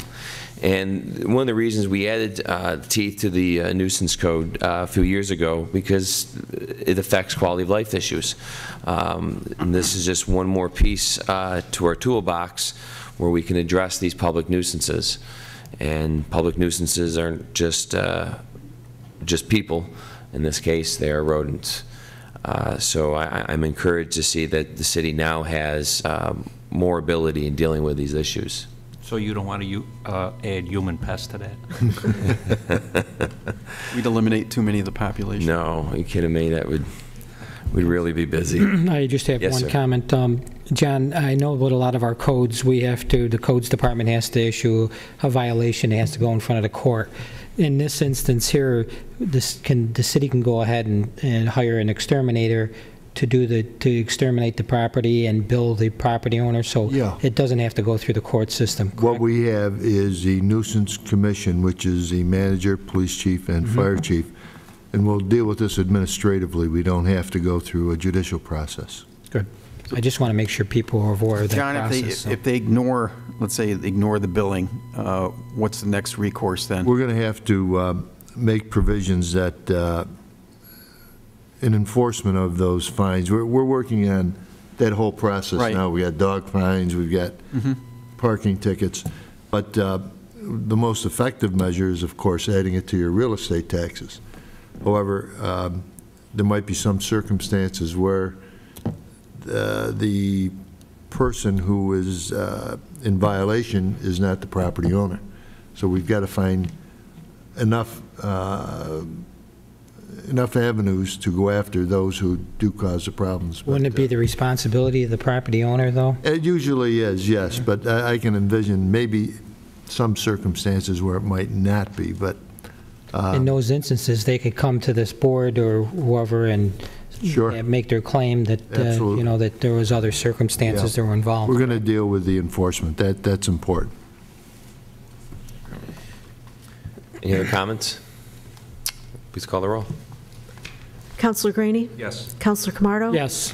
Councilor Smith? Aye. Councilor Rozika? Yes. Carried.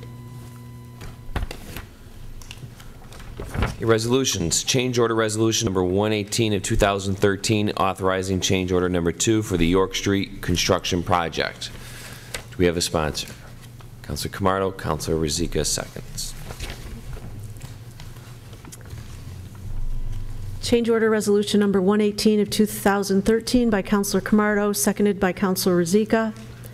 Whereas Council Resolution number 105 of 2012 authorized the award of the York Street reconstruction project to CCI Companies, Inc.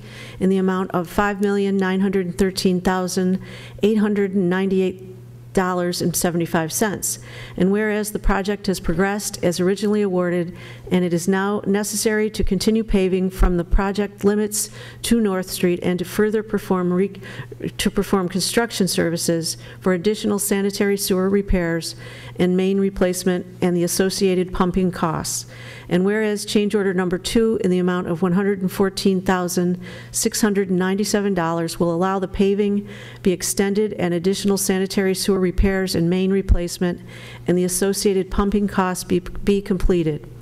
And whereas the total amount required for change order number 2 is in the total amount of $114,697, which will provide the funds necessary for the paving in the amount of $59,697, and to provide the sum of $55,000 to pay for the sewer repairs, replacement, and pumping cost. All of the work and the expenditures is shared to non-reimbursable work.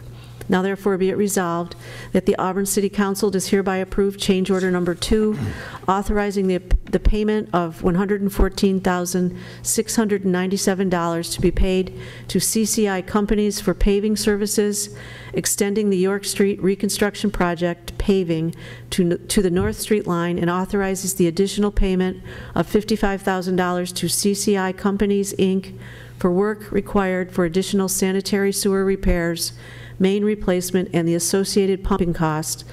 The total cost of said change order number 2 is in the amount of $114,697, and the sum of $59,697 for paving is to be charged to the appropriate account, and $55,000 for the sanitary sewer repairs, main replacement, and associated pumping cost is to be charged as well. Discussion. Doug, the current main that broke up here on York Street, is this in this section of the street? It's under the sidewalk at 55 York Street. Oh. Yeah. We don't know exactly what caused the break. There's Isn't that in the suspicion new, it was already a been water paved hammer incident. sidewalk? Isn't that the newly paved sidewalk? Is that the newly paved sidewalk? Yeah, they had to take out 5 panels of the new sidewalk. Yep. We have no idea what the problem is at this stage of the game. There's speculation. I'd rather not say anything in the public meeting about an incident that triggered that break. So. Any other discussion? Clerk, please call the roll. Councilor Graney? Yes. Councilor Camardo? Yes. Councilor Smith? Aye. Councilor Rozika? Yes. Carried.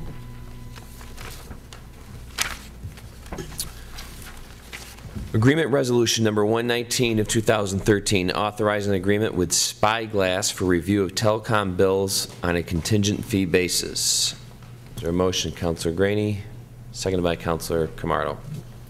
Agreement Resolution Number 119 of 2013 by Councilor Graney, seconded by Councilor Camardo. Whereas the City of Auburn relies heavily on telecommunications service providers for internet, telephone, and wireless services, there's been no recent audit of these services to determine if the city is receiving appropriate rates, available discounts, or other considerations from the service providers. And whereas there has been no comprehensive review to determine if the city is paying fees for equipment services no longer being utilized by the city, and a review of records indicates the city does spend in excess of $11,000 monthly on these types of services.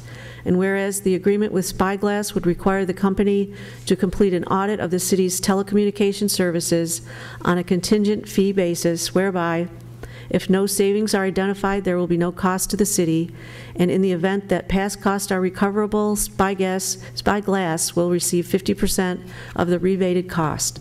And whereas if Spyglass does identify cost savings going forward, they will receive 11 times the savings amount, after which all savings accrue to the city, and the total amount of compensation paid to Spyglass for all services shall be limited to the sum of $24,900. Now therefore be it resolved that the Auburn City Council does hereby authorize the mayor to enter into an agreement with Spyglass to provide an audit of the city's telecommunication services on a contingent fee basis, and if no savings are identified, there is no cost to the city, and if costs that can be recovered are identified, the provider will receive 50% of the rebated cost. And in the event that Spyglass identifies cost savings going forward, they will receive 11 times the savings amount, after which all savings accrued to the city and the compensation paid to Spyglass shall not exceed the sum of $24,900. Doug, I know that this employee at the sewage treatment plant was very successful in saving the city some money in this area. Is it possible that each department could look at doing this before we go out and contract with a company to pay them to find the savings, that we could look in-house to do this before we're paying for an outside service like this? Like many things, if we had the resources, we probably could. What I'm concerned about is we're spending, as the resolution says, $11,000 a month. That includes our landlines for our telephones, which were last looked at in 2008. And it includes all the wireless services for cell phones and the wireless cards that are used in the police cars and everything else. We don't know at this point, if there are inactive accounts. We don't know at this point if we're getting all of the discounts that we should get from the wireless providers.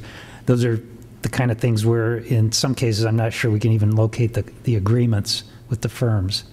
That's why I bring this forward. It's something that I'd rather not share any savings with anybody, but... So they'll bring the documents, they'll be able to locate the documents and find the agreements that the city has. They know these telecom companies, and they know what kind of discounts we should be entitled to, as well as looking at our current accounts and our utilization of individual wireless devices and phone services.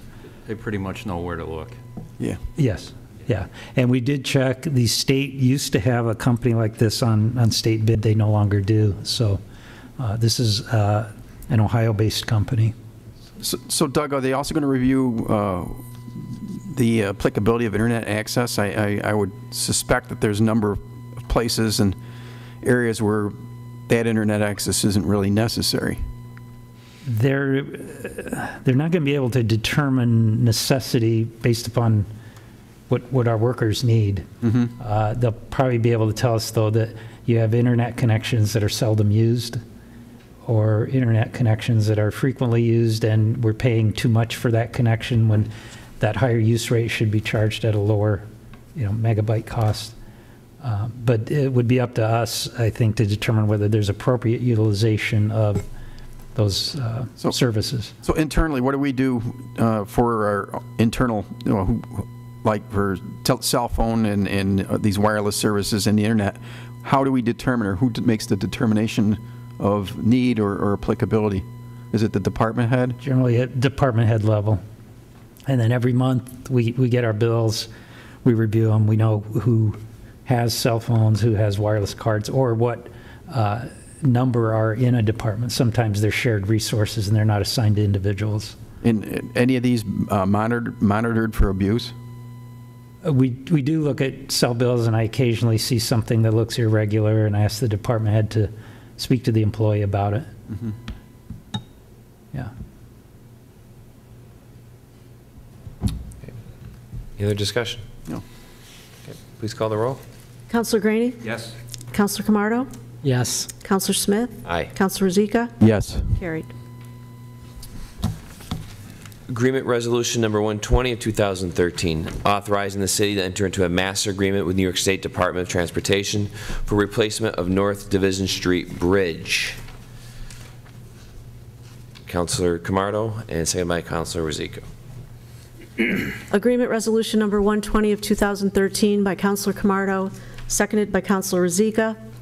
Whereas a replacement project for the North Street Bridge is eligible for funding under Title 23 U.S. Code as administered by the Federal Highway Administration as amended, that calls for the apportionment of costs such program to be borne at a ratio of 80% federal funds and 20% non-federal funds.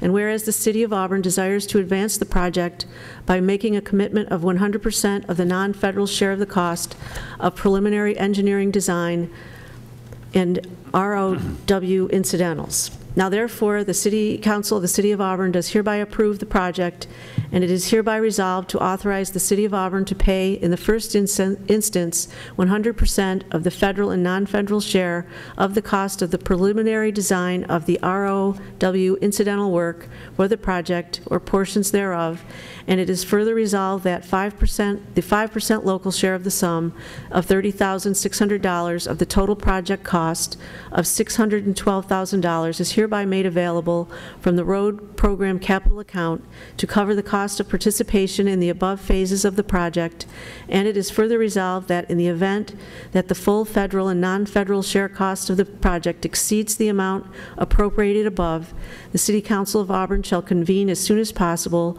to appropriate said excess amount immediately upon the notification by the New York State Department of Transportation thereof, and it is further resolved that the mayor of the City of Auburn is hereby authorized to execute all necessary agreements, certifications, or reimbursement requests for federal aid and/or Marchicelli aid on behalf of the City of Auburn with the New York State Department of Transportation in connection with the advancement or approval of the project, and providing for the administration of the project and the municipality's first instance funding of the project cost and permanent funding of the local share of the federal aid and state aid eligible project cost and all project costs within appropriations thereof that are not so eligible. And it is further resolved that a certified copy of this resolution will be filed with the New York State Commissioner of Transportation by attaching it to any necessary agreement in connection with the project, and it is further resolved that this resolution shall take effect immediately. Discussion. Yes, we talked about this prior, and part of this reconstruction is going to be alignment of the two streets. Correct. That are currently right now. And what are we going to do to?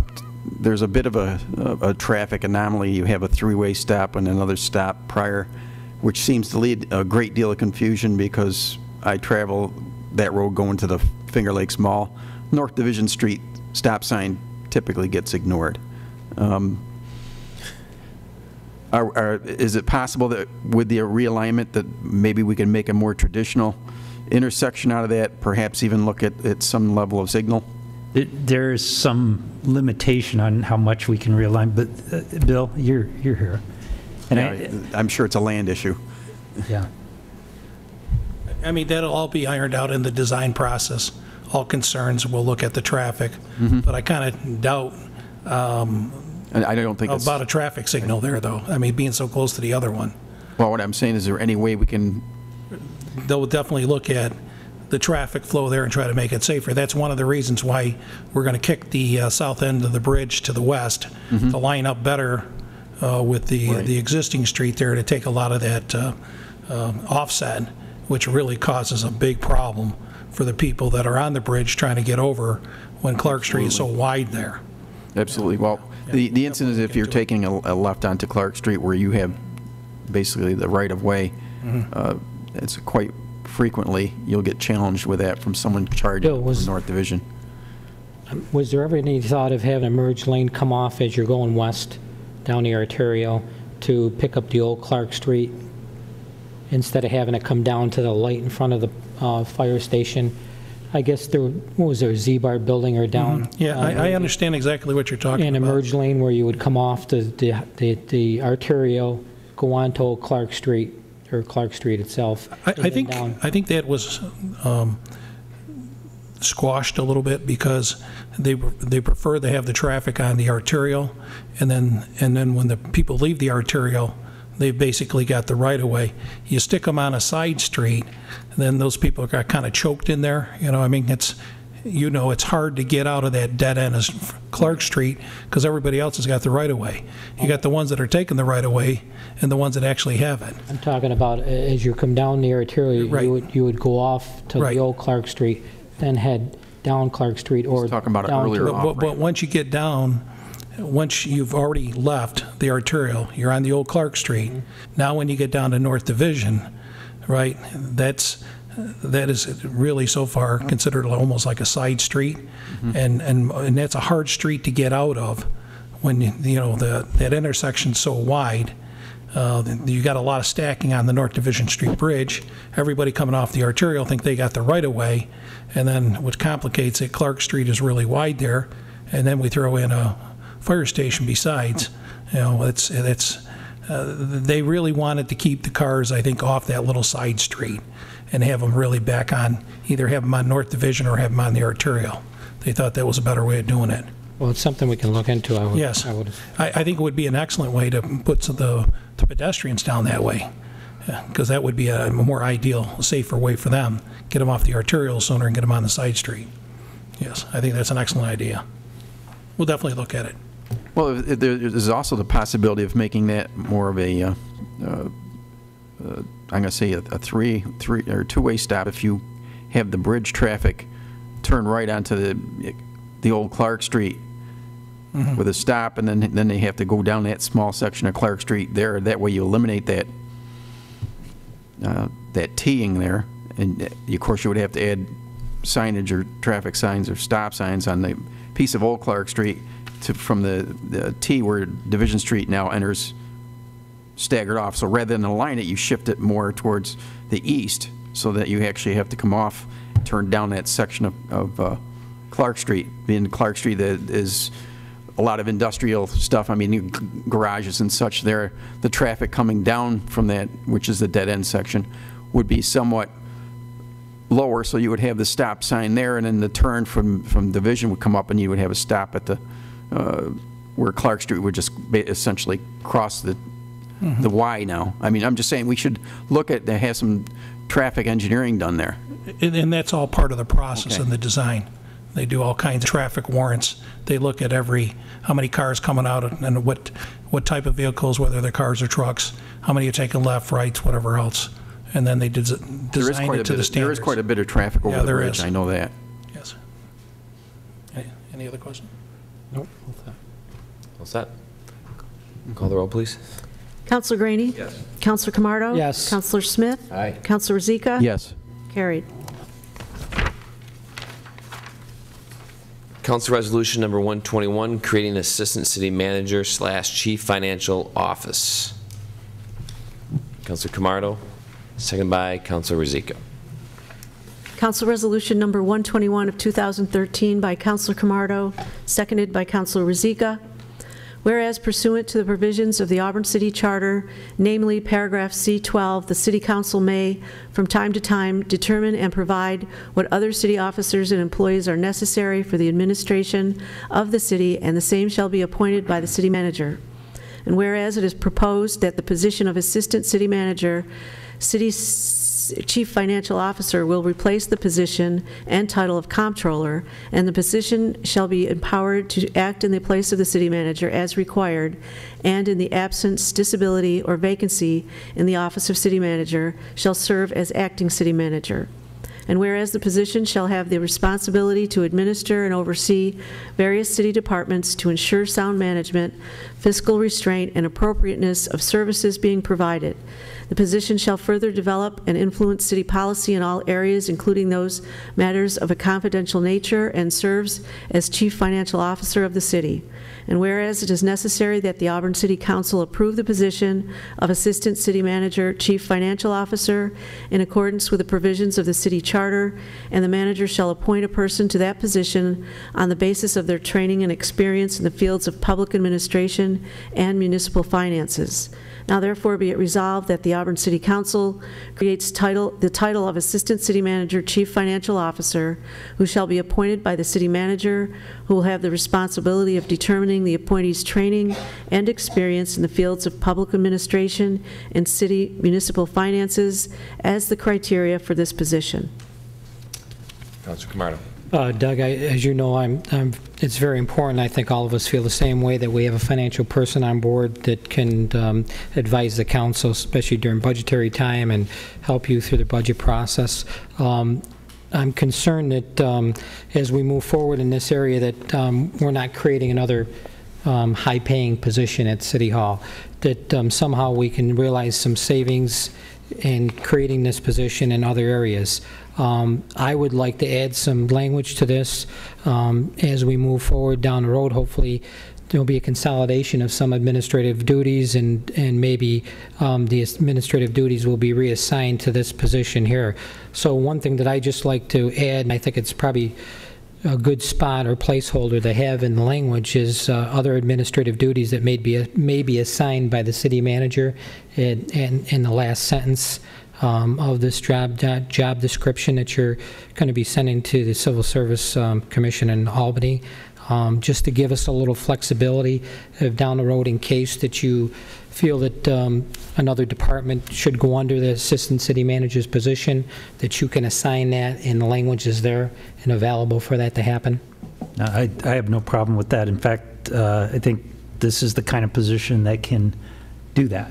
You know, in the event of a vacancy or reorganization, this is, by its job description, is meant to be a broader authority, but again, focused on the financial operations of the city, so special expertise in that area. I've just been involved in civil service a long time, and I know that specific language sometimes is very critical to have in the job description or the job duty statement. And just in case people who are listening didn't pick up on this, this replaces the comptroller position. It's not actually, you might consider it more a reclassification of an existing position as opposed to a brand new position. But I hope as our reorganization that we're looking at creating savings to the city bottom line, and that's, I hope we move in that area. Yeah, I agree with Councilor. I think that's a good idea to add some flexibility to this because it will give us more room as we move ahead with reorganization. This is not the cost savings we like. I mean, there is a savings of about roughly $40,000. But that what was mentioned earlier is we need that key financial person that if we need numbers, we can make a phone call, send an email to, and we can get it immediately. And that's so important, and especially when it comes down to the budget time, to be able to have that go-to person. And as conversations with the city manager, this is not adding another department head position. This is a current position, but we're going to add probably more responsibilities to this position. And I think another key thing to remember is we want, and I agree with Doug's point, is we want the primary focus of this person is to be the city's finances, the city budget, and also to control the other departments financially, grants and everything that's any projects that are being run through the city go through this office. This office funnels all of our financial dealings, and this is the person that needs to be the individual that slaps hands at times and informs council of where money is being spent, why it is being spent, and they know all the activities of spending that's going on in this building. And one last point, if you know, a city manager was to leave, I think it's best to have an assistant city manager that has the fiscal responsibilities. So we're not skipping a beat here. The city's finances can continue to run.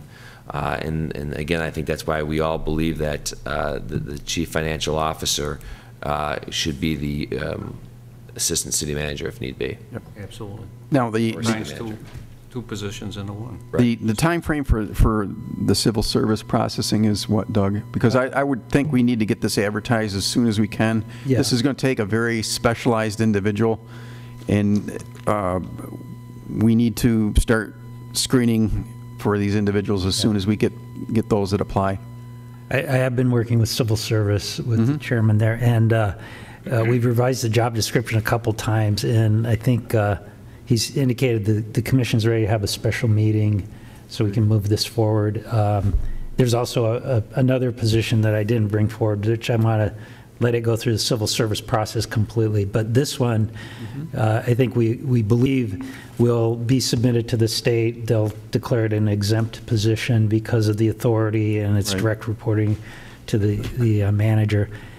So what I want to do this evening, hopefully with the council's support on this, is to get the position created to start the early recruitment, because it will take a while. And concurrent with that, the civil service process can take place. And so we'll run the search, I'm going to say, concurrently while we're waiting for the civil service. That's my plan. Yes. Yeah. Okay, very good. Just one last point, and Councilor Smith, you brought this to my attention. I think by having this person as a step up from the rest of the department heads, they can maintain financial control that's really lacking in the city, that needs a lot of attention on what we can spend money on, how we're spending money, keep an eye on the overtime accounts or where we're spending in excess areas. I know you have a lot of responsibility, Doug, and that's hard for you to do, but this person would have that control. So I think that's very important for the city to have, especially with the financial problems that we're having at the time. And I think that's one of the added benefits, as you point out. Even though this organizational structure doesn't save a huge amount of money, having a capable person in there, finding where the money's being spent and identifying savings is going to yield benefits in the long run. It's going to bring consistency. But the other thing is, Doug, this does offload a certain amount of the, I'm going to call it the more mundane tasks of your job, allowing you to focus more onto the actual management aspects of the city itself as the CEO.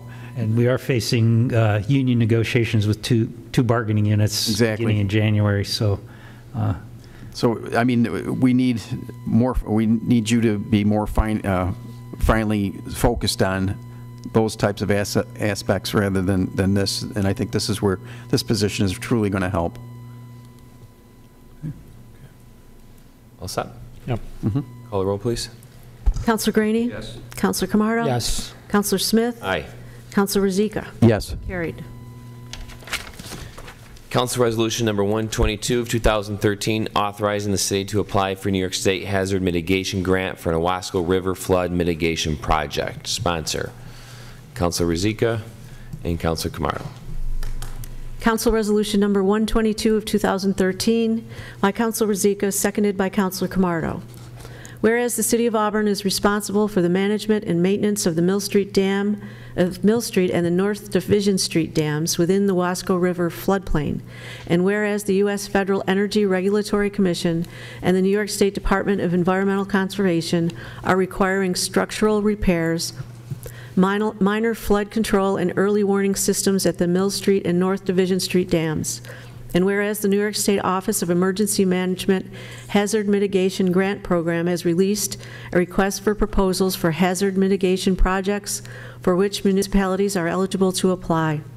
And whereas the City of Auburn intends to apply for hazard mitigation funding to implement the Owasco River Flood Mitigation Project that will address the loss of downstream riprap within the Owasco River and an early warning system at Mill Street Dam and repairs to the wing walls at North Division Street Dam.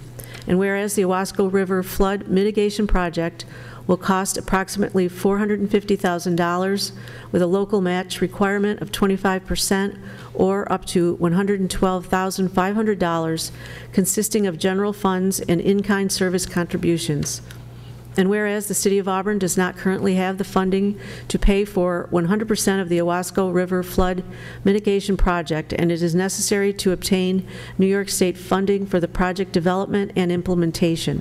And now therefore be it resolved by the City Council of the City of Auburn, New York, one, that the mayor or appointed designee is the representative authorized to submit an Owasco River Flood Mitigation Project for funding under the New York State Hazard Mitigation Grant Program for a sum of $450,000 in total project cost and up to $112,500 in local project funds, and that this resolution shall take effect immediately upon its adoption. Thank you. Discussion? Yes, Doug, on the $112,500, how much do you expect to be from general funds and how much from in-kind service contribution? This is, well, let me explain it this way. This is an ongoing project, and what we're trying to do is seek some grant funds to help offset our existing commitment to that project. And I will tell you, talking to Christina, it's a good news, bad news thing. Auburn hasn't suffered a lot of floods or hazards compared to coastal areas in recent history, and so we're trying for this. We'd like to try for it with the council's permission. We're not overly optimistic that in competing with our companion cities who have suffered some serious damage during Sandy and other events that will be competitive. But that's basically what this is about, is, you know, looking everywhere we can to seek some funding to offset some of our own obligations that would have to come from general fund. Well, I know we got, basically, was it a 40-year flood cycle here, I believe. So given that we had one in the 70s. That's the problem. All set. I wanted to ask where the money was coming from, but you said general fund, so. Yeah. What's that? Clerk, call the roll, please. Counselor Graney? Yes. Counselor Camardo? Yes. Counselor Smith? Aye. Counselor Rozika? Yes. Carried. Local law. None. Tabled legislation. None. Other business. Councilor Camardo. As everybody knows, 2 weeks from tonight is Halloween, and I know some of us have some children that would like to go to trick-or-treat festivities. I know my son has been asking me to try to get the night off, so I was wondering if we would consider moving the council meeting to Wednesday of that week, if that wouldn't be a problem with everybody. Regular time, 6 o'clock? 6 o'clock. We need a motion on that, or? Yeah. We can do a resolution next week. Next right? week. I mean, it's, even though it's a work session, we can, that'll be just a simple one. Very good. I just had a few things, if I could go over them. Doug, today we talked about, and I want to make sure people were aware of this, because I've got some calls about talking to the NYSEG and the phone company about cutting the trees in the city, and when they do come through the city, if they could do a better job. I know a lot of trees have been injured and eventually died because of rough cutting and so on and so forth, so if we could add some attention to that. Second thing was, I don't know if we want to change the way we respond, but I want to make sure that we have some kind of procedure that when people do come to council meeting and a response is given to them either by a phone call the next day, or the department head is calling that individual, so that, you know, we are taking an interest in when people come here and speak to the public to be heard, that they're responded to in a proper manner. So I want to see if we could have some follow-up on that, even if we need to change our rules, or maybe some recommendation that you would like to come back with. Okay. Next thing I would like you to provide is, I'd like to keep an update on our overtime with every department. If you could get us those overtime, how we're running for the year on overtime status in different departments.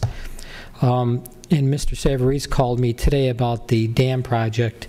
I guess he's seen a lot of kids around the dam with the construction that's going on, and I want to make sure that, you know, that it's being closed properly, that somebody's overseeing that, and maybe if we can get the police department to make some routine, you know, checks up there so kids aren't fooling around, and, you know, we don't want to see anybody get hurt around the construction that's going on there. So I think it needs some attention. I don't know if Bill needs to handle that, or whoever's dealing with the contractors on site. Jack, if I interrupt you there, he lives in the Wasco, right? Yeah. He has that fence right behind his house as well.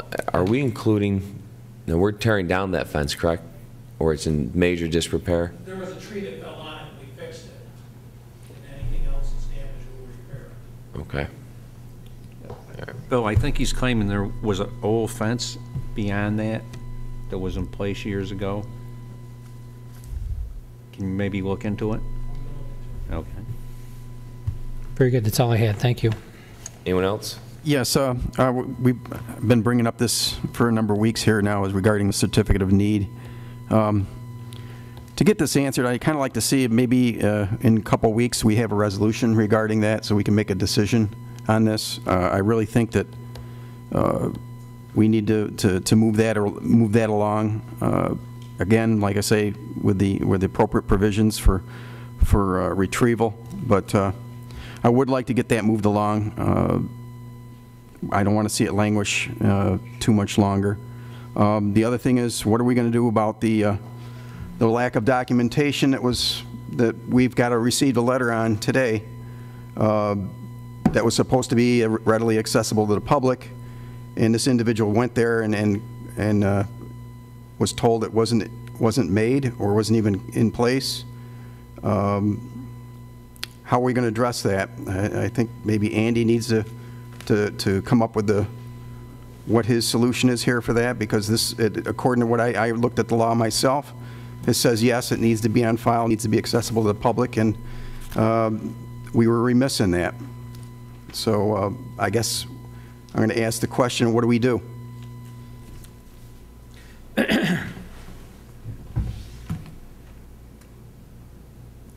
Well, I'll consult with Andy. Yes. We're into this heavily from a legal point of view, and I'm hesitant to say. We already know that this is going to be very likely to be litigated, and it seems like we're putting a lot of softballs on the tee here ready to be hit just by certain things here.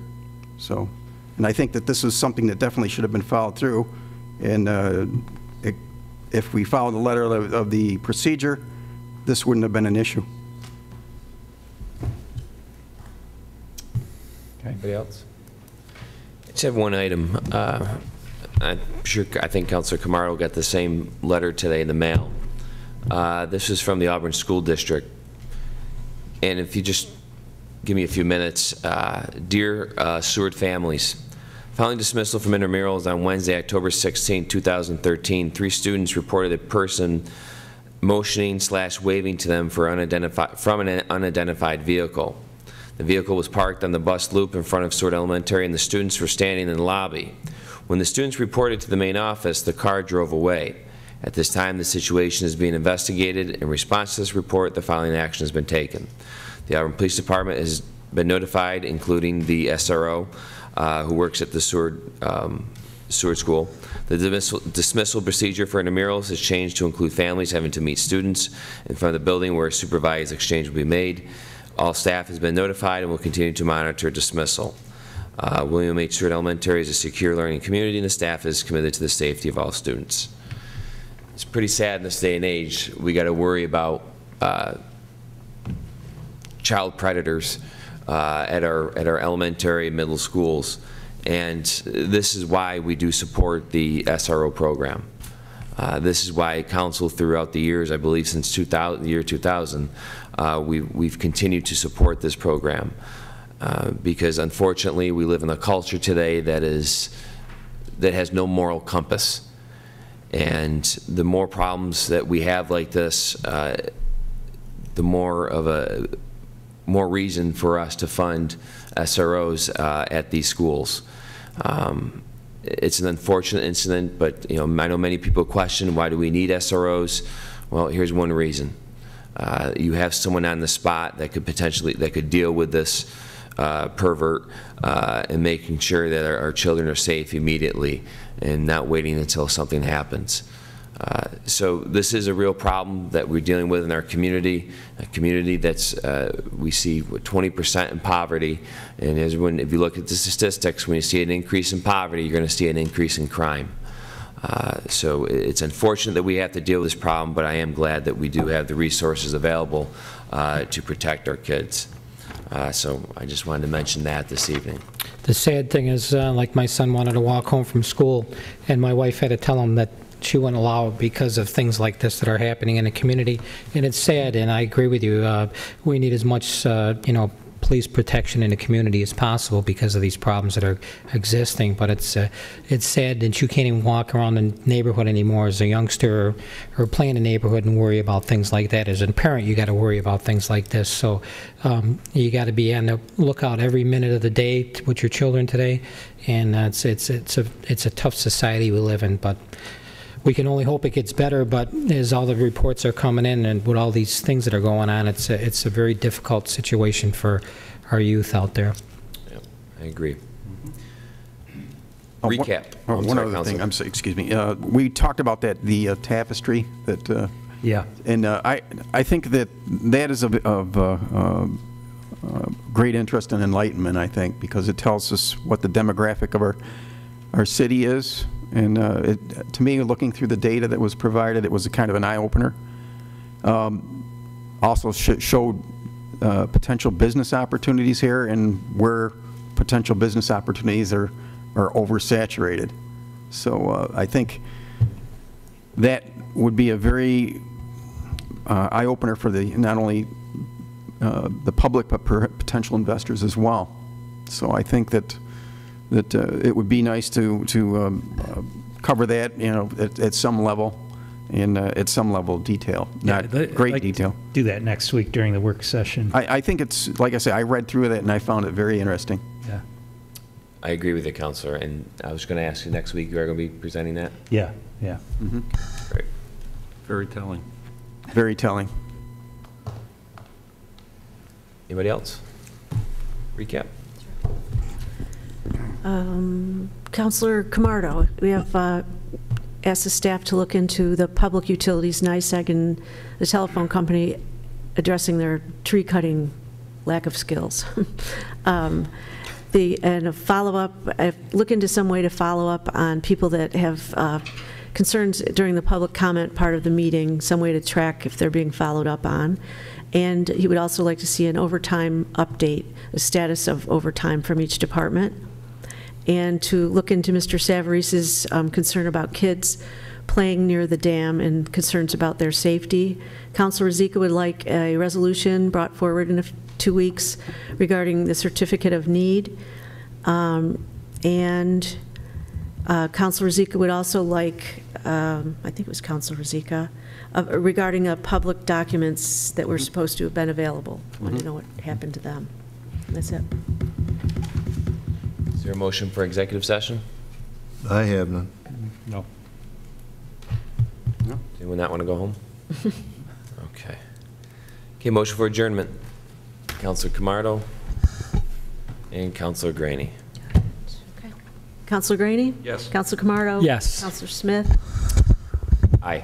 Councilor Zika? Yes. Carried. Good night, everybody. Thanks for coming.